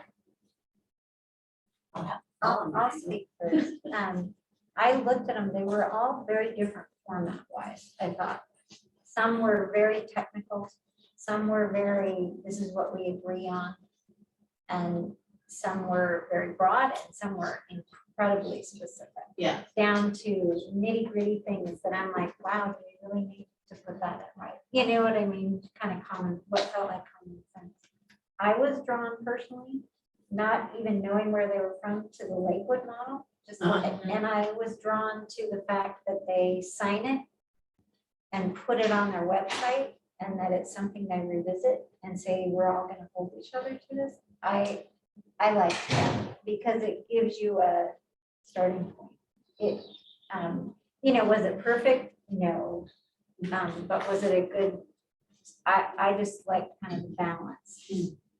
Okay. So, and again, I'm one opinion. Yeah, and I think it's usually something that when new council members come on, Yeah. they get their code of ethics and they get their code of conduct, and they get their municipal code, whatever they get. But that's part of the orientation, is this is how we work together, this is how we agree to work together. And then they have to in some cities, they re-sign it every year. And we look at it every year. So I thought, yeah, I looked at Lakewood, it was pretty, you can tell sometimes where a city has been when you read their code of conduct. Well, Where- like Eau Claire, I'm like, ooh, they must have had a rough past. You know, Yeah. there's a lot of things. That's really detailed. Yeah, and so, and I'll tell you that the time to write a code of conduct or a code of ethics is when you just had an ethical violation, didn't go well. So that's not the time to write your code of conduct, code of ethics. Likewise, it can be challenging, right, a code of conduct. When you're having some difficulties, but I get from you guys that you're having some difficulties, but it's not really bad. So what else did you think about the code of conduct? Which did you like or which did you not like? I'm also partial to the Lakewood one. Okay. And a couple of things that I really like about the Lakewood one are the idea of deciding things as a body and then standing with the decision of the body and those kinds of teamwork type of aspects of the Lakewood code. Yeah, and that's a pretty common one. It's once a decision is made, even if it wasn't the decision that you wanted, you're going to support the rest of the council because that's how democracy works. And so that's a key one. And go and stay with it. I also really like, as Brenda said, the idea of us signing it all each year too. Yeah. Do you have it that we could look at? I mean, I've read them, but it was a while ago, so. I probably do, but, And then, She has. I can forward you the email. why don't you forward, and then we can all look at it. yeah, because I Okay, then you can send me that back. actually have had them all up there. Still in Zoom. Another Still thing in that Zoom, right? Yeah, You have one? this is the one of the stuff, I don't have access to it. Another aspect that I really like is, and I don't remember which one it was in, but on some boards I've served on, some decisions can be, shall we say, 4-3, and other decisions have to be 5-2 or Supermajority. super majorities. And I would like to see something like that implemented also. Okay. We do have that on instances where we're asking the council to approve something on first reading or There's a whole range of state law requirements. Yeah. on Okay. that, And That's then what I there are figured. some, if it's going to be on first read, or if it's a specific reason or something like Or- that. Well, like there's one coming up on the 12th. There's gonna be it's a 5-2 for the moratorium. I believe it has to be a 5-2 vote. Maybe if, as one executive people, if we can put those somehow into the, something that is, that we don't have to go to state code to know it. Because you guys all know that, but it's hard for us to pick up on all that Well, what right would away. you do if you didn't have to do that for you? Your city attorney. That's true. You pay him big bucks to do. There might be a little cheat sheet we could Yeah. put together of like That'll- suggested or examples. I don't know. It'll be put in an agenda bill. I mean, if Yeah, it's, if yeah. a certain vote is required, because there can be a majority of who's present, there can be a majority of the body, Mhm. there could be a super majority, budget amendment, for example. So there's a range of those things. I would almost encourage you not to worry about that. That's the details kind of that you all should be considering the policy and then voting on it. And then where that vote lands, then we see did it pass or did it not. And there's no requirement to have, I thought that was an interesting thing here, striving for a 7-0 I vote saw on that things. Yeah, I don't know why you have to do that. I mean, yeah. I Yeah, agree with that was interesting. big things have two sides, 5 sides, whatever, so, but, your team will let you know what vote is required, because sure, I mean, you gotta know, if you need 5, you need to know that, but you should vote regardless of where that line is. And you can go for consensus, which is the decision will be made. And people can live with it, that's a consensus. Everybody can live with it, it's not perfect for everybody, but, what do they? That's another reason by consensus. But it's not, it's not, you don't have easy jobs. You have a lot of information, a lot of information to take in, a lot of voices you need to listen to your staff, because that's why you pay them to be the experts. But what I thought we might do is just do a little exercise where you can have, you could go, just take a minute and write down if you were gonna do your own code of conduct from scratch, as opposed to steal somebody else's.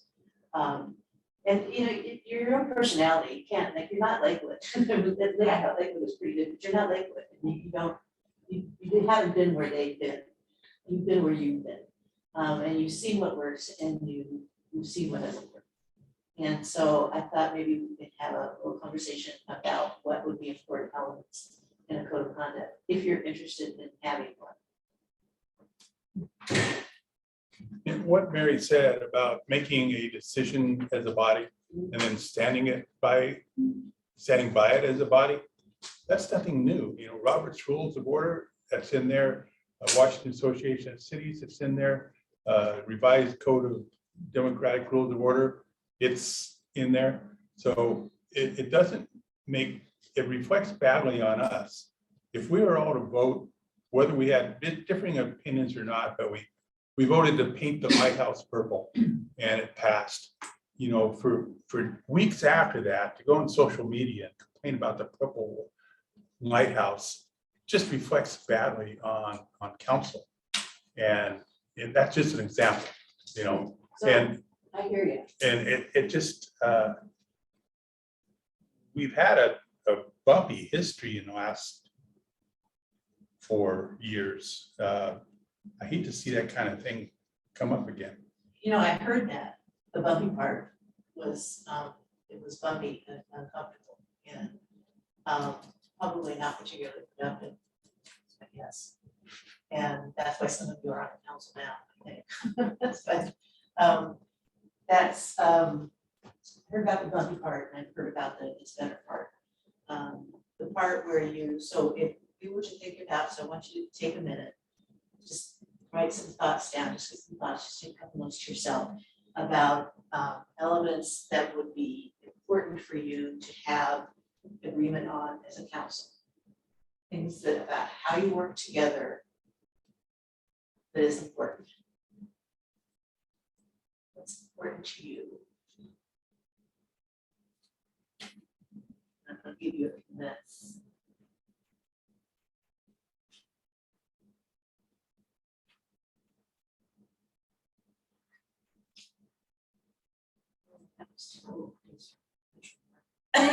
No. Those are It's a deadly. lot, Brenda. What? Those cookies are I so rich. know, I know. Take them home. Some ice cream with those cookies.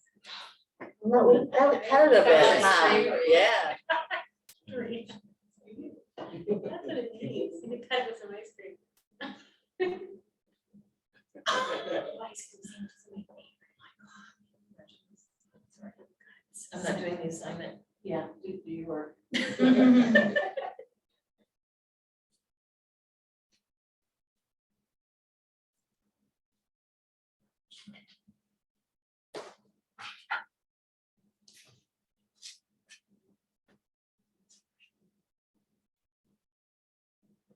I remember when I said about how at the beginning, we took a picture.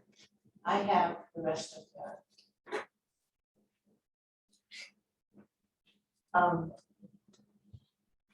Remember when I said this inclusive meeting? Diverse opinions are valued. Check in if you disagree with somebody and make sure you understand what they're saying or what they're not saying. What would be a good thing to keep in mind at this point? That would be some fun.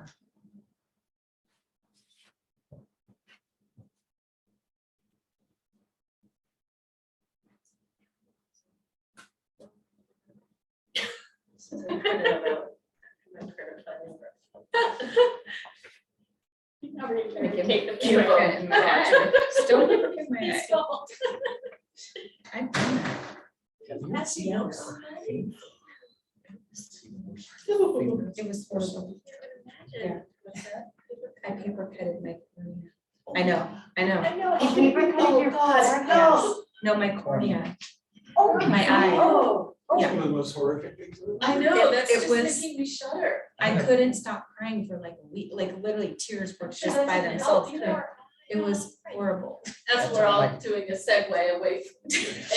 I was just really intently focusing on paperwork and flipping pages and it just, one just got too close and went I'm and gonna put sliced that on my my. code of conduct. Note yourself, don't read that close. Don't read that. That was when I got reading glasses shortly after, because I was really, I'm I was like, gonna say, but read glasses, you can use like. yeah, it was Okay. before I had eye surgery. Okay, I'm gonna be looking for some ideas from you and you may, I imagine there's gonna be some overlap. Okay, so one of the things that I already heard, and so I'll write this up for instance, is that when a decision is made, the council supports the decision. Yes. Yes. They honored the decision.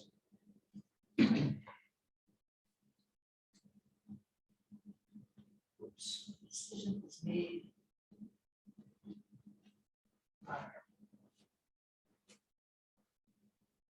So So what do also, you do? I'll add to that, kind of related, because that's kind of our outward communication communication to the public, but also not being a sore loser to other council members, who like not getting upset. Mary, you didn't vote the way I wanted you to, like, you already get to me.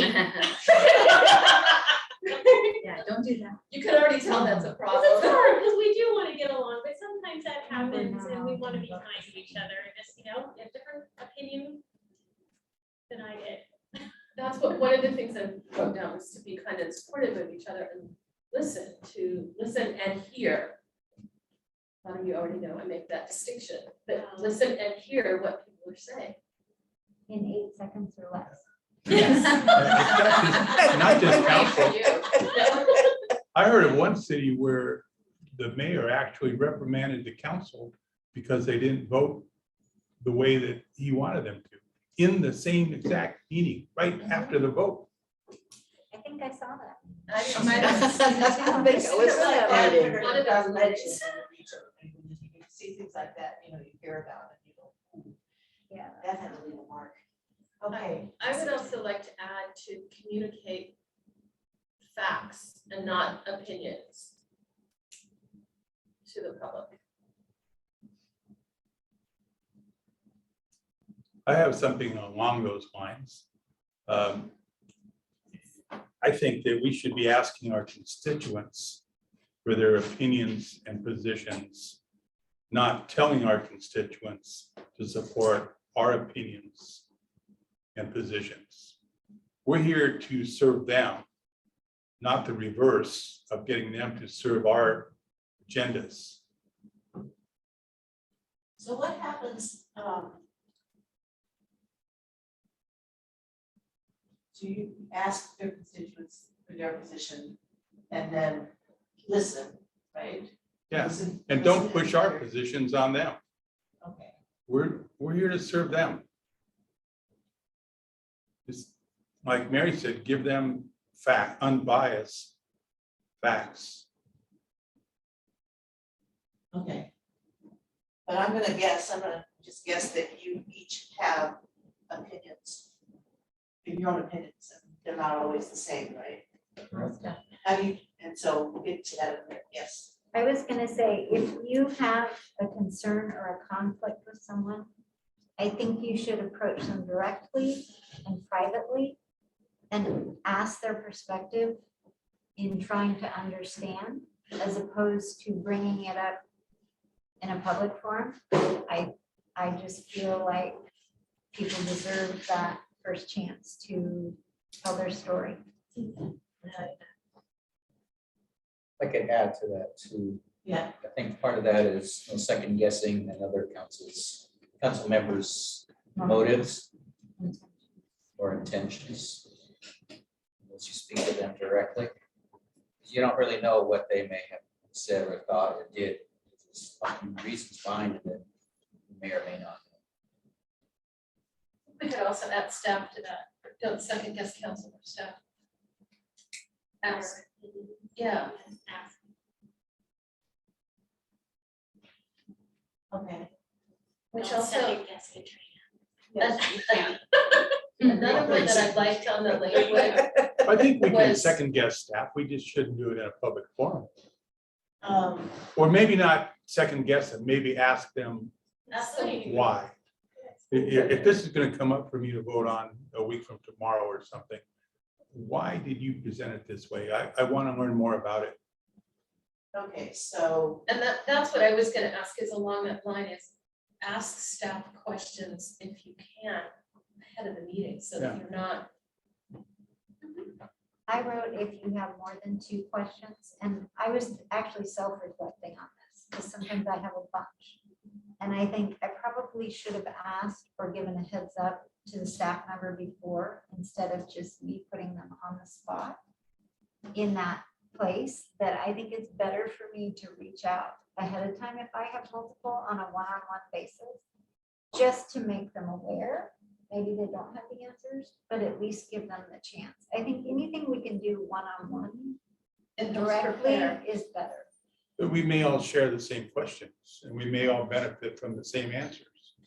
right, Right, but you can still Right. ask them, but just give them a heads What up. that does- But I don't mean but not in a public forum. Right, but Yeah. what happens if you ask those questions ahead of time, then the staff is more prepared for the meeting and they know what questions you're gonna have, and then they can be prepared with the answers. And so that's a good sort of pre-meeting protocol to do, is, and I don't know who you channel your questions through, if you channel them through Mayor or Katrina, or they talk directly to the staff, or how that works here, how. We're hoping to collaborate on that process as we form a communications plan. Okay, So it's on the to-do list. And right now there isn't a set structure.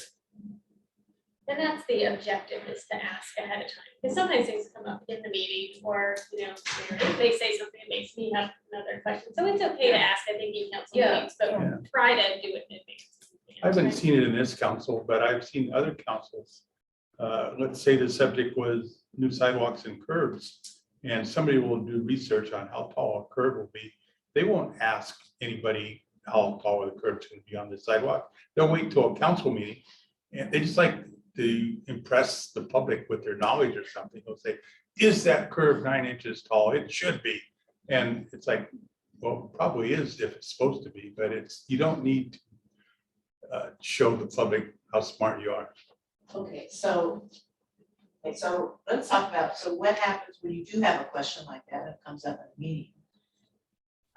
The right way to ask that of staff, and still being respectful to staff and appreciative, because you like them. That may happen, but it should be done in a way that we're not a questioning way. Yeah, I like to think that staff has already considered all that. They're the professionals, they're the ones with degrees and the PE stamps, not us. Maybe come at it Well, from more of an maybe attitude with of exceptions. curiosity versus like accusatory. Seek to understand. Seek to understand. Well, I couldn't see here where. Is it? I think it's, listed as- yeah, respectful, and it's our Yeah. tone, I think it's okay to ask these questions, but, good intentions, But have another motive. having it written out about how to do that, and I know that some cities will sort of limit how much staff time, because just on the day before a meeting, staff's getting ready for the meeting, and they're usually pretty busy. Well, they should be ready well before. Oh, well. Well, That's why we get the agendas 4 or 5 days ahead. That's right, you have and you get the packet, and you can ask the questions. If you're not sure who to ask, figure out who to ask when Katrina, can I, so here, can I talk to them? And that helps staff, asking questions ahead of time, it really does help. It helps staff, and you're right, you probably, if one person has that question, inevitably somebody else has that question. And so they feel like the answer, yes. So one topic I brought up, and I think I discussed this with you too, Katrina, is I know some cities limit, if you have more than a simple informational question with staff that can be answered quickly, that everything goes to the city administrator. And I know that puts restrictions, and immediately it's like, oh, should we not be able to contact them directly? But I gave the example of I work in healthcare and I do 24-hour call at night, and I could be getting calls from nurses on patients all night long on different things. But what we do is they take all their questions and put it through the charge nurse. And at 2 a.m. and 5 a.m., they call me and say, there's concerns here, here, and here. And they triage, is this worth a call immediately? Do I need an answer right now? Or can this wait till 7 in the morning? That type of thing. And I almost feel like sometimes we all have good relations with the staff. We like the staff. We want to work directly with them. But I'm curious what Katrina and the staff feel about us, because I think your perspective isn't necessarily being heard, and I think it's important. So be organized about it, systematic, and give you guys, the council, some rails to stay in, some a box to stay in, or something, and how to do it, and don't make it too hard. What do you And, think? it has to work for the council and the staff, right? So you have to let them know, no, I can't keep I can't stay to 6 questions, I have 7. But I think the Lakewood model addresses this a little bit in the council staff agreements section, and it talks about in Lakewood as city manager form of government, so they are the primary contact between the council and staff.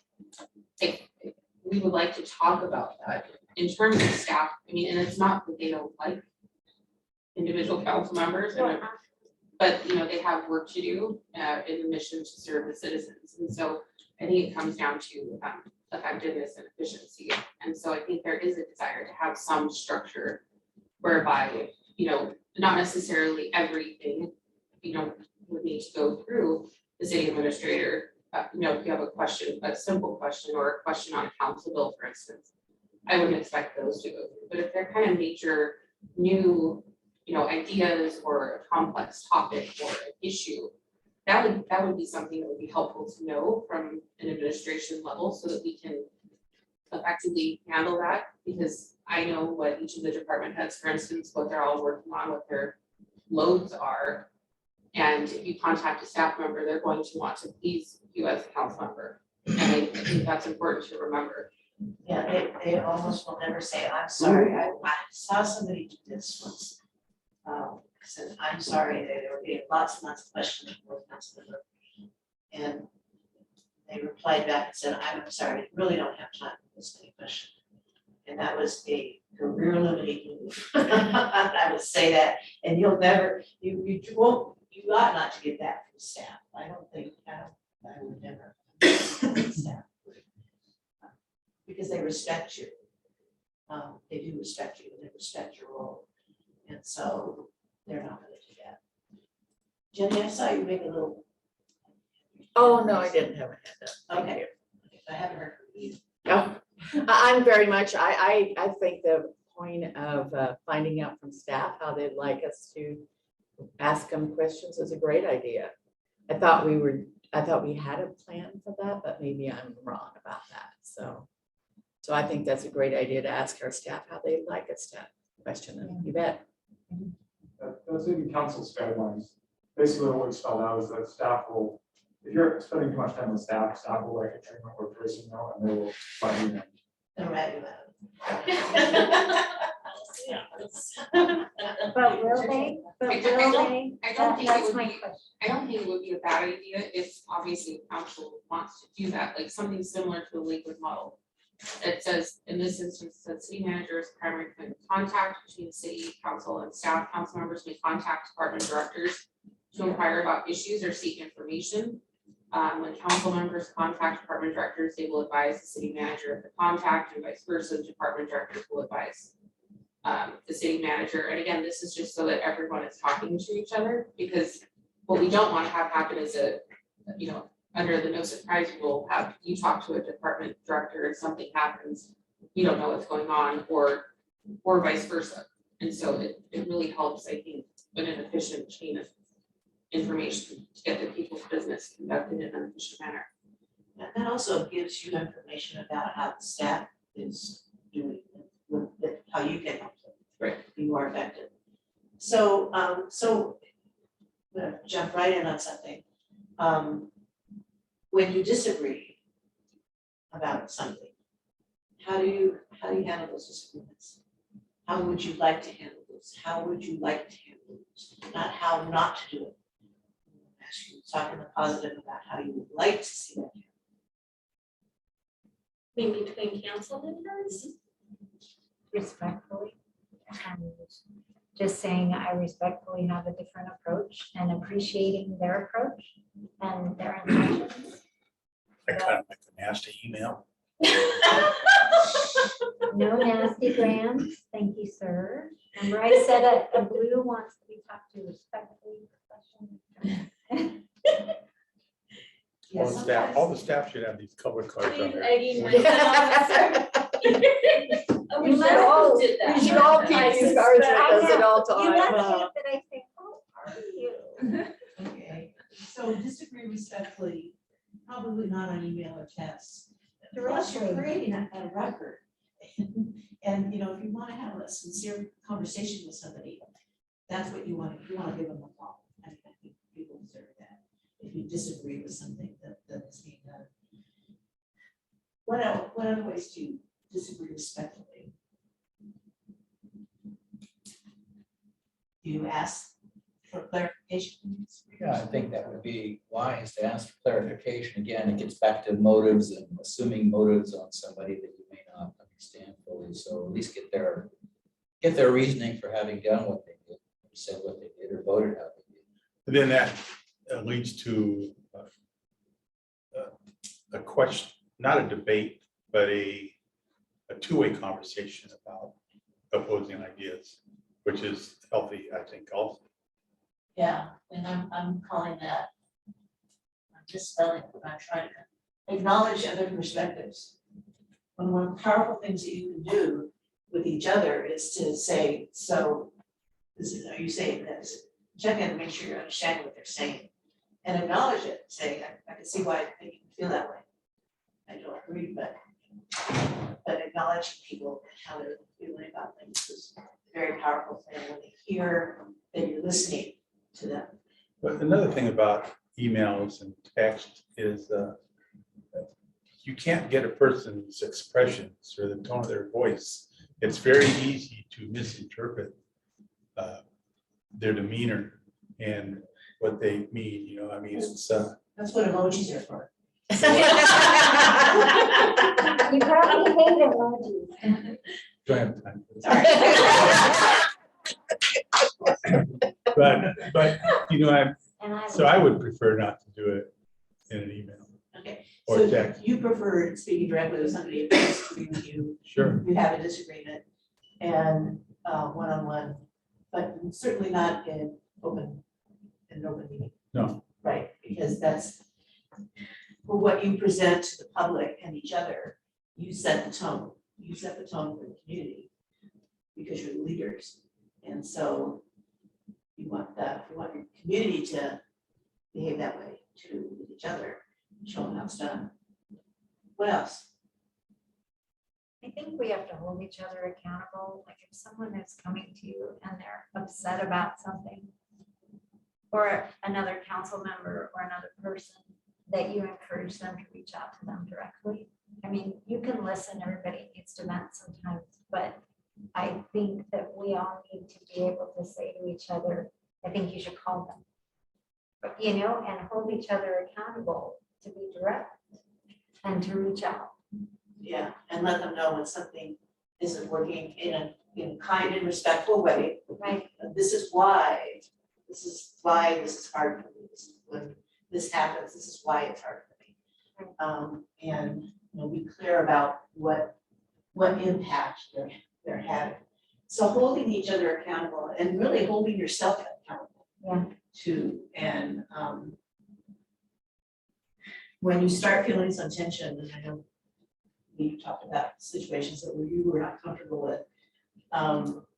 When you run into those situations, think about how you were the one that needed to be confronted, how you would want to be confronted, not confronted, but talk to about it.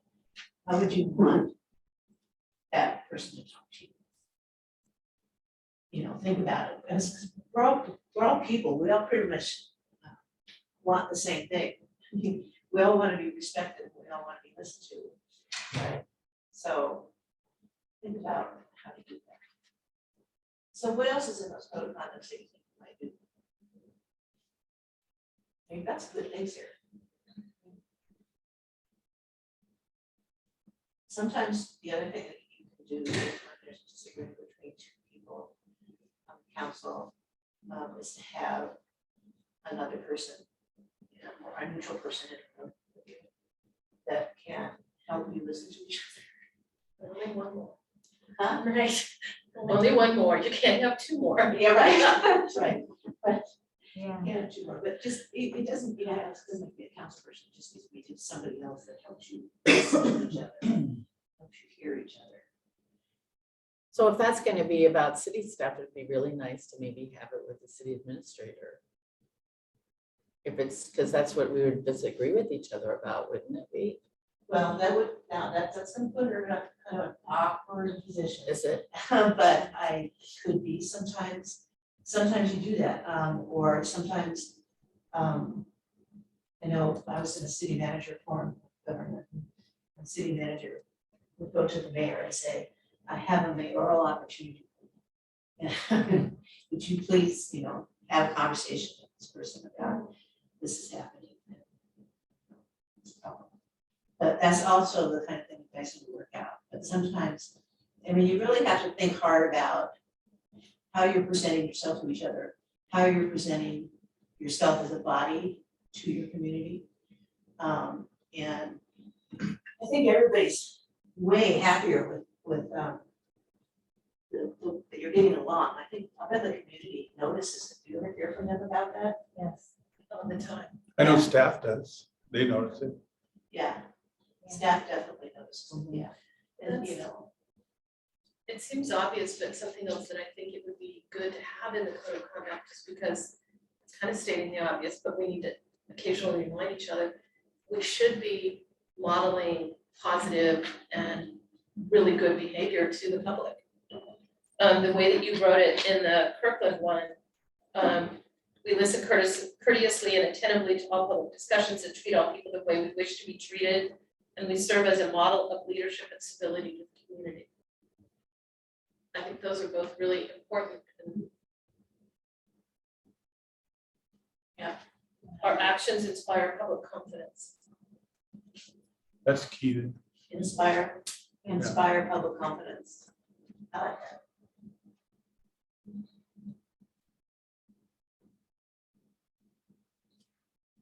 We show no tolerance for intimidating behaviors.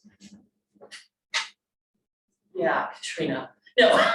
The blue said to the brown. No whining. Okay, so I'm gonna ask you to turn it around. I'm gonna try to restate that some. No, don't intimidate, no intimidation. And so if you had to say, if you're not intimidating somebody, what are you doing? What does it look like when you're not intimidating somebody? You're accepting Accepting them. Being respectful. of where they are.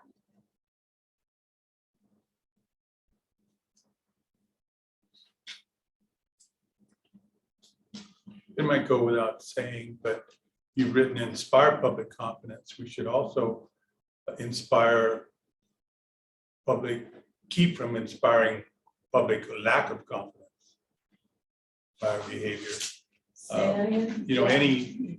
Any bad behavior on any of our parts reflects on all of us. It might be the same thing, said Yeah, three no, different I'm ways. trying to think of how to capture that. And you're right, so it reflects on all of you, and we want the community to love you all the same. I always tell city managers and city administrators, you love all the council, all the same, exactly the same, all the time. I'm sure that's Favorites. And if you're mad at one of them, don't hold it down, not staff, don't hold it down. Tracy, you're our favorite. Well, thank you. Because I'm the only one. Okay. All right, so when a decision is made, honor it, and something about honor it and support it, I guess, is what it is.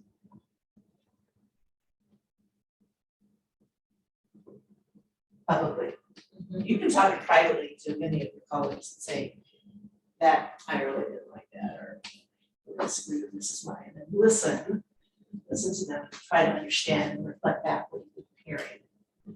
But at that point, a vote has been made, and I think we need to move on. I mean, there has been a consensus, and it's hard when you lose, you have lost votes. And it's hard, but then you need to move on to the next issue, because we have to respect everybody's opinions, and sometimes, you're not the winner, and sometimes you are. At some That's point, okay. every one of you is gonna be a loser at some point, right? So, Yeah, I refer to that purple White House analogy. yes, We stand by that, but if new information comes up that it's been found that purple White Houses cause voting accidents, then we can rethink it and As long as readdress it, that's a fact. as long as it's a fact. Or search out that fact. Mhm. But we shouldn't, if there's no new information, don't keep beating a dead horse. Yeah, exactly. So base decision on facts until the facts change. Right. Okay, and then you have a new environment that you have to deal with. And that goes to the integrity of council, because the public needs to have faith that the council has spoken, and that's it, and we're not gonna rehash the issue over and over again. They can trust our decision whether, they personally agree or not. I think we need to hold each other accountable too. I think it's stressful to staff. I think it's stressful probably to Katrina when there's conflict with us. That, they see that, and maybe some people are okay with it. You're around, so you're like, yeah, I'm okay with it. But maybe some people aren't, but I feel like we need to hold each other accountable. Yeah, I think staff is still suffering from PTSD in a way that if they saw a little hint of discourse, their mind could, think it's bigger than it is and start rumors, and we'd be back where we started. We need to nip that stuff in the bud. I think there's a number of factors. I definitely think that from a stability standpoint, especially from, where we have been, and then going into this, the great reshuffling after the great resignation and all of that's going on, it definitely benefits the city in terms of recruitment and retention if we have a stabilized leadership group, is what I would. Yeah. If I was looking to come to work for a municipality, I would do my research now and look how stable they are, what's gone on in the past, what's new, do I want to work there? And we need to keep what we're doing going. Staff definitely looks at that. I mean, particularly if you're in a leadership position, you see, how does it get along, how do they treat staff? How much turnover in staff is there? In terms of how great it's going though, just to not have it all be, I know that's a difficult conversation, but at the city managers conference, the amount of folks that came up and said, wow, we're so glad to hear what's going on in Dick Harbor. I mean, That's interesting that it's that far it has gotten far, Oh, reaching. So the word is out about the great work that's happening. you do get a rep, good or bad. And yeah, I'm some of the folks that I said I was doing some, I'm gonna be looking for Big Harbor, and I'm like, what? I'm like, it's okay. They're good, they're all good now. Same thing with Sammamish, new council, it's all good. I'm not crazy, I don't work with crazy people, so Okay, at this point, we have some good things here. Is there any specific things that you want to talk to each other about? One thing I mentioned is that you don't have a social media. Do you? desperately. I'm sorry, I'm having a hard time hearing you. Okay, do you need a social media policy? Oh, I think so. I think from a legal standpoint, we should probably have one as well. Yeah, I think that is, so, and there's lots of good examples of social media policies and Okay, so we have a majority here so far saying, yeah. social media policy. Why did you do it before? There was a reason. You probably couldn't agree. No, it was, there were It some, was in there, but I it took it. wasn't, if I I took took it it out to reread okay, I'm the one who it. took it out to redo it, Detail. because there were some things in it that I thought were too restrictive. And so I was gathering other policies, and then it became a bigger thing, and we just didn't do it. I was working with Laura, and then we were gonna work with Josh and Daniel on it, which we figured was gonna be the biggest step. Yeah. We wanted to come from an aspect that social media is something that we are all doing to communicate, and this is how we as a city council will communicate. And these are just came back. I was gonna say, I'd love to hear Daniel's thoughts, on social media. So that was kind of where the disconnect kind of was, and we just haven't done it yet. So you started it and then it got bigger and it got bigger and a bigger job. I would suggest having one and then build it later.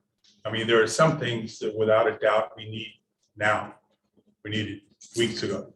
And then if it's legal, then let's see how that works and let's amend it now and again. But let's get something done without making a perfect one 10 pages long. So yes, on the profession, we have to include. The thing is that social media, obviously not going away. It is in everybody's life, it is. And unfortunately, all of the public record, public meeting laws were written well before social media was ever thought of. And so it's not, hasn't really stayed current with kind of the current reality, current environment. So that, I think that's a really challenging part is this, you know, because people can say whatever they want to say on social media. And you don't even have to say who you are. You don't have to lie, it could be anonymous, you don't have to be accountable. Daniel, what do you think about social media in general? Specific or broad? Well, so I worked with Josh on one, you guys didn't like it. Well, from a legal perspective, social media, really all communication, social media has maybe 3 areas that we need to pay attention to. Public records. When does a post become a public record? Open public meetings. When do you create kind of a rolling meeting? If you're all commenting on one person's post, like if I post something, you all start talking about it on social media, then you got a public meetings issue, you can't do that. Well, no, I forgot the third one, but so there are legal limits on it. Beyond, oh, sorry, third one, remember. Public forums. If you create a limited public forum or not, you can have reasonable limited rules for that, but you need to allow people to participate on that forum. So a sidewalk is a limited public forum, social media can be a limited public forum in some ways too. So you can't start booting people off your page for comments. We can talk about that in more detail, but those are 3 general areas. Beyond that, all of these rules, and I think this applies for all of the rules that you've talked about, even if it's passed by a resolution, even if everybody says, I want to be involved with this, they don't have to do those things, right? So, and council members can't be booted because they posted a social media post that the group said you probably should. And so I just want to make sure people understand that these are guiding principles, right? You can't, as a group, say, well, you know, rule of conduct 4 says this, you did it wrong, therefore you're not a council. Right. That's not going to happen. So everybody needs to understand that you're creating guiding principles and not actual rules. It could be passed by a resolution. That's what Lakewood, was Yeah, what we I were talking think about. they did. That was just a resolution. Not everybody signed it. You have new council members come and go. A resolution can be passed by 4 of the 7. So it's not like everybody is committing legally to do these things. I absolutely agree that having these things in place so everybody can play by the same rules, have expectations that are uniform and understood and communicated. All of these things are great. But I want to make sure that, you know, when you create parameters for social media policy, as an example, you know, I'm going to make sure, I hope that we keep it, you know, so everybody's operating within the bounds of the law. But somebody might use that in a way that you're not comfortable with. So Can I that's- suggest 4, Yeah. a 4-step social media policy? This is the brown coming into the blue. Number 1, tell the, I mean, this is like really just scripted out. Tell the facts based on what the city has communicated. Adhere to public records / open meeting rules. I know. It's in your handwriting, not in mine. Yeah. 3, allow the public to participate and don't limit them. 4, provide account information to staff from page freezer. Is that the right name of that? Okay. And that would get us going. Allow for records retention. Yeah, Along with what Daniel said of the legal ramifications or the legal reasons, you know, for or against, it's important to look at the social media policy anyway, as it has potential implications for each of you. So we can't tell you from administration to council what to do. We can encourage you to operate within the bounds, but it really is for your protection as well as city risk, potential city risk. Because if you were to post something and not provide all the records, there have been cases of legal consequences to council members for not following state law. And so I think a code that would be bound by the law would be a good thing. Right, and you know, you have things like quasi judicial matters that you cannot talk to people that are involved with that. Unless you have a hearing examiner here We do, they do quasi judicial occasionally. occasionally, okay. So, you know, that's the other thing is sometimes not all councils get there. Sometimes they go, we're giving this all to the hearing examiner because we don't want to be in this. But so, yeah, people can say what they're going to say, and they do have First Amendment rights. People can, you know, say what they want to say. Again, I do think that what I heard from all of you was that transparency is important, being involved is important, and your image to your public is important. Anyone disagree with that? How you play that out, how you do that yourself in your own way is going to be your individual choices, but you know, just to be aware when you're stepping on some toes or hurting feelings. I would think that if someone were to post that this particular policy ordinance resolution has a lack of transparency by council, then that reflects on all of us. And it may not be true. It may be that particular person's opinion, but I don't like to be called non-transparent based on somebody else's opinion of what transparent is. I think everybody agrees to the transparency is important. How people define that is a kind of an individual thing. How it plays out with you as a government is something that you can agree to, how you're going to do that, how you're not going to do that. And I think one of the other things that you wouldn't, where is it? You're not going to badmouth somebody in public, in a public forum, whether that's in a council meeting or in social media. You're not going to diss the rest of the council, because that's really not helpful. Maybe there should be something on there about not saying or posting anything that would put the city council or administration in a litigious position, knowingly or unknowingly. Such a thing could happen. Try to fit into the short. I was Is that gonna right? say Daniel had his hand up, I'm curious. Well, for some reason I came up with a list of a few things. So I think it's important to keep in mind too, that each of you have 3 kind of communication roles. You're residents of a city, residents of a small city, so you're involved with all of the stuff that's going on. You're also, this is gonna be like a bad word, but you're all politicians, right? You're all elected officials. Or you're a lawyer.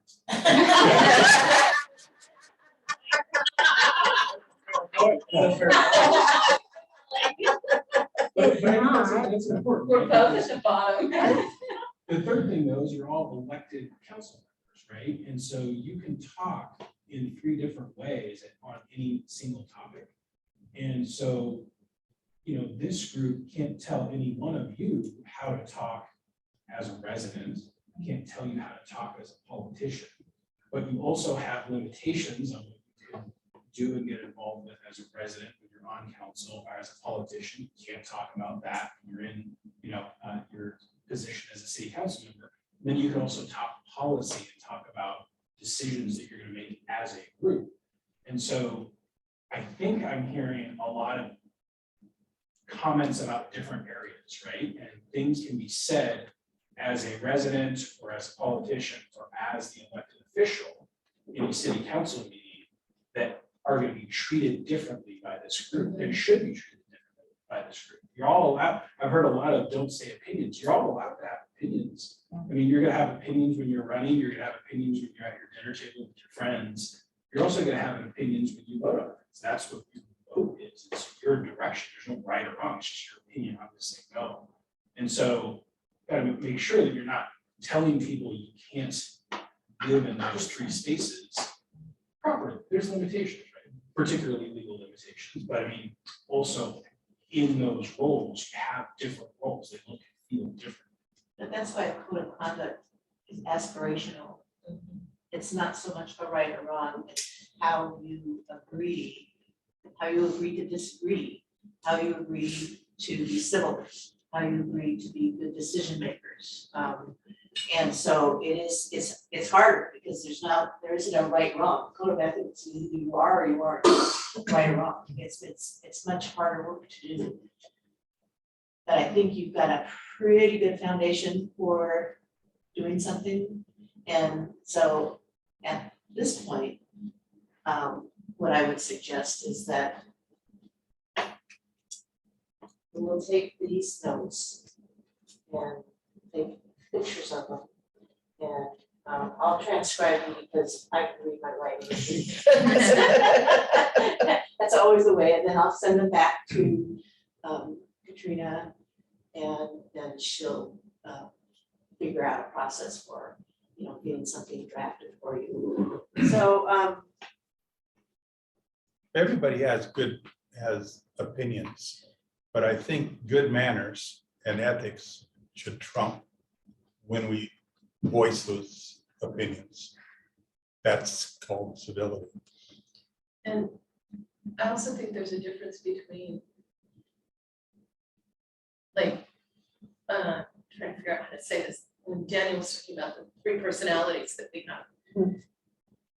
I might say something on my personal email that would be completely different than what I might say on my city. I might say something on I don't have a city Facebook because we don't have a policy yet and we didn't want to do anything wrong. But I might say something on my personal Facebook page about go to the honoring thing that you could say things in those different forums also. if you're discussing city business, Yes. it's a record. And you're now extending your personal Facebook page to the public domain, right? Absolutely. Yes, yeah. We've talked about that. Yeah. Yeah, I mean, Someone it can doesn't find matter a if request it's your and get personal your cell full phone, your personal personal- Facebook, Yeah. your personal email, Yeah. whatever, that record will exist as a public record if you cross the line over into that record. And so that's Sure. why having structure to social media and saying, here is the city issued Facebook page that the city can track, not for Big Brother purposes, but for records purposes. And then everything that looks and feels like this type of comment is done here, because that's the correct place for it to be. And then everything personal stays personally, we don't want anything to do with that. But if you start posting over there, we're gonna go grab it because we have legal obligations to do that. So you have to, the other thing is, I just thought of too, is when you're out at a public event, like your farmer's market, that's today, right? And we're missing it. But some agreements about what you do when you're representing the city as a city council person at the farmer's market or another any other public event or any other venue where you're representing the council, to have so a little bit of structure there about, so here's what we're going to do, so you're not all doing different things all the time. You kind of, the public can expect a little bit of consistency. I think we represent the city whether we're on city business or not. you're at the concert and you drink too much, it makes You're not you supposed to drink at the concert. and you drink and you drink too much, then you are going to reflect on the city. Yeah. Even though you're there on your own time. I mean, look at Lee, man, he's drunk again. No whining at the farmer's market. I know that, I'm just saying that the point is, we reflect on the city in our personal. You really do, you really do. Yeah, I always tell my kids, don't you ever get pulled over in my city, but don't you do anything wrong, because that's gonna be really bad. That would just be mortifying. Okay, we're gonna wrap up. I'm gonna ask each of you, starting here again, one takeaway. Today. Well, I really, really liked the cards and trying to pay attention on what motivates us and how to communicate with each other. I thought that was really great. Okay, are you all in on a code of conduct? I think I heard you say that. I'm sorry. You wanna have a code of conduct? Oh, yeah, that's fine. That's fine. Okay. We have a pretty nice, I'm sure you've looked at our Yeah. counselor guidelines and our ethics, so. Yeah. So I think there's some things in here we might want to put in the code of conduct. That isn't necessarily, it's not so cut and dry. Yeah. I like the code of conduct, and I think we need two. One is what way we conduct ourselves in meetings, and the one we conduct ourselves when we're not in meetings. Right, you could be in outer space someday. How do you conduct yourself? Yeah, How do you represent the city of New Harbor that's On right. the moon, on the moon? Where we're gonna send you if you don't obey the code of conduct. Right. I'm glad we're doing this and being direct. I know when I talked to you, I said, oh, did I open a can of worms? Is this too much? But I'm glad we're doing it. I think we agree on more than we realize. I actually think we all like each other. I think we respect each other. And I think to keep things going, it'll be good to just put things out. Take away. Forward to the communications plan. It's gonna be good. I think that's important. That'll set some limits, guidelines. And you know where to how to work between those threads. Any takeaways for you? Yeah, I really liked finding out what people's communication and personality styles are to be able to be better communicators with each other and just understand each other better. Yeah. So I really liked it. all of this, but I'm looking forward to a really clear social media policy, because that's been confusing to me in the past. And I don't want to do anything wrong. I don't think any of you want to do something wrong. I don't think. It's complicated, But it's hard. Yes. It's a slippery road. Takeaway? just, the only thing that I would add is, I'm just so glad to be back in person. This one, no, but it's just, it makes such a difference to be able to see what, all the body language, you know? Yeah. So blue. So. I know, get over it.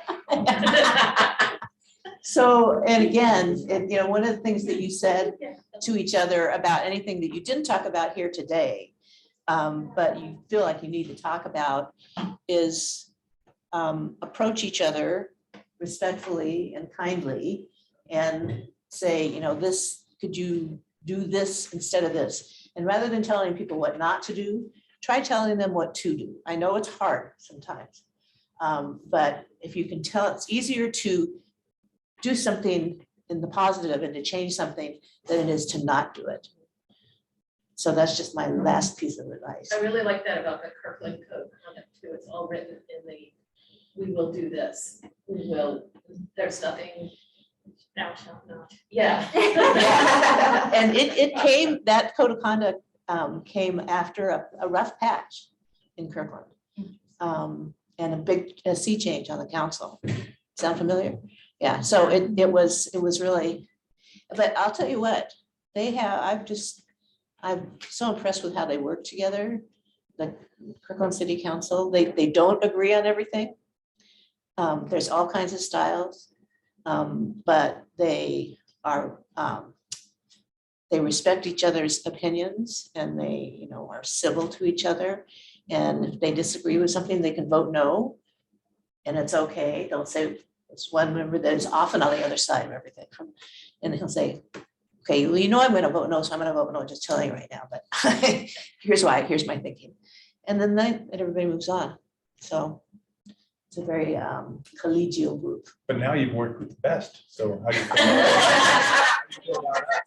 I don't know. I'll have to think about it on my hour-and-a-half ride home. It's probably gonna be like 3 hours riding home, but that's okay. Well, you're reverse commute. So Yeah, 405. till 4:05, but Oh, then I get yeah. in the hot lane. And I'm like flying. I love the hot lane. Thank you. It's really good to meet you in person. Thank you. Thank you, All Mary, right. for being here. We look forward to maybe more sessions with you Yeah. in the future. Okay. Certainly Cook would My like something that. marriage, thank you. I'm right here. They really love it. No, real, here, do this, just do this, just go with me. No, Kirsty's gonna say, I'm Well, Brown. so to be You're gonna be like, official, you want to be me to- official, do we have a I motion? moved to adjourn. Okay, I think you better. is there a I second? Second. All right, Whatever. meeting is adjourned.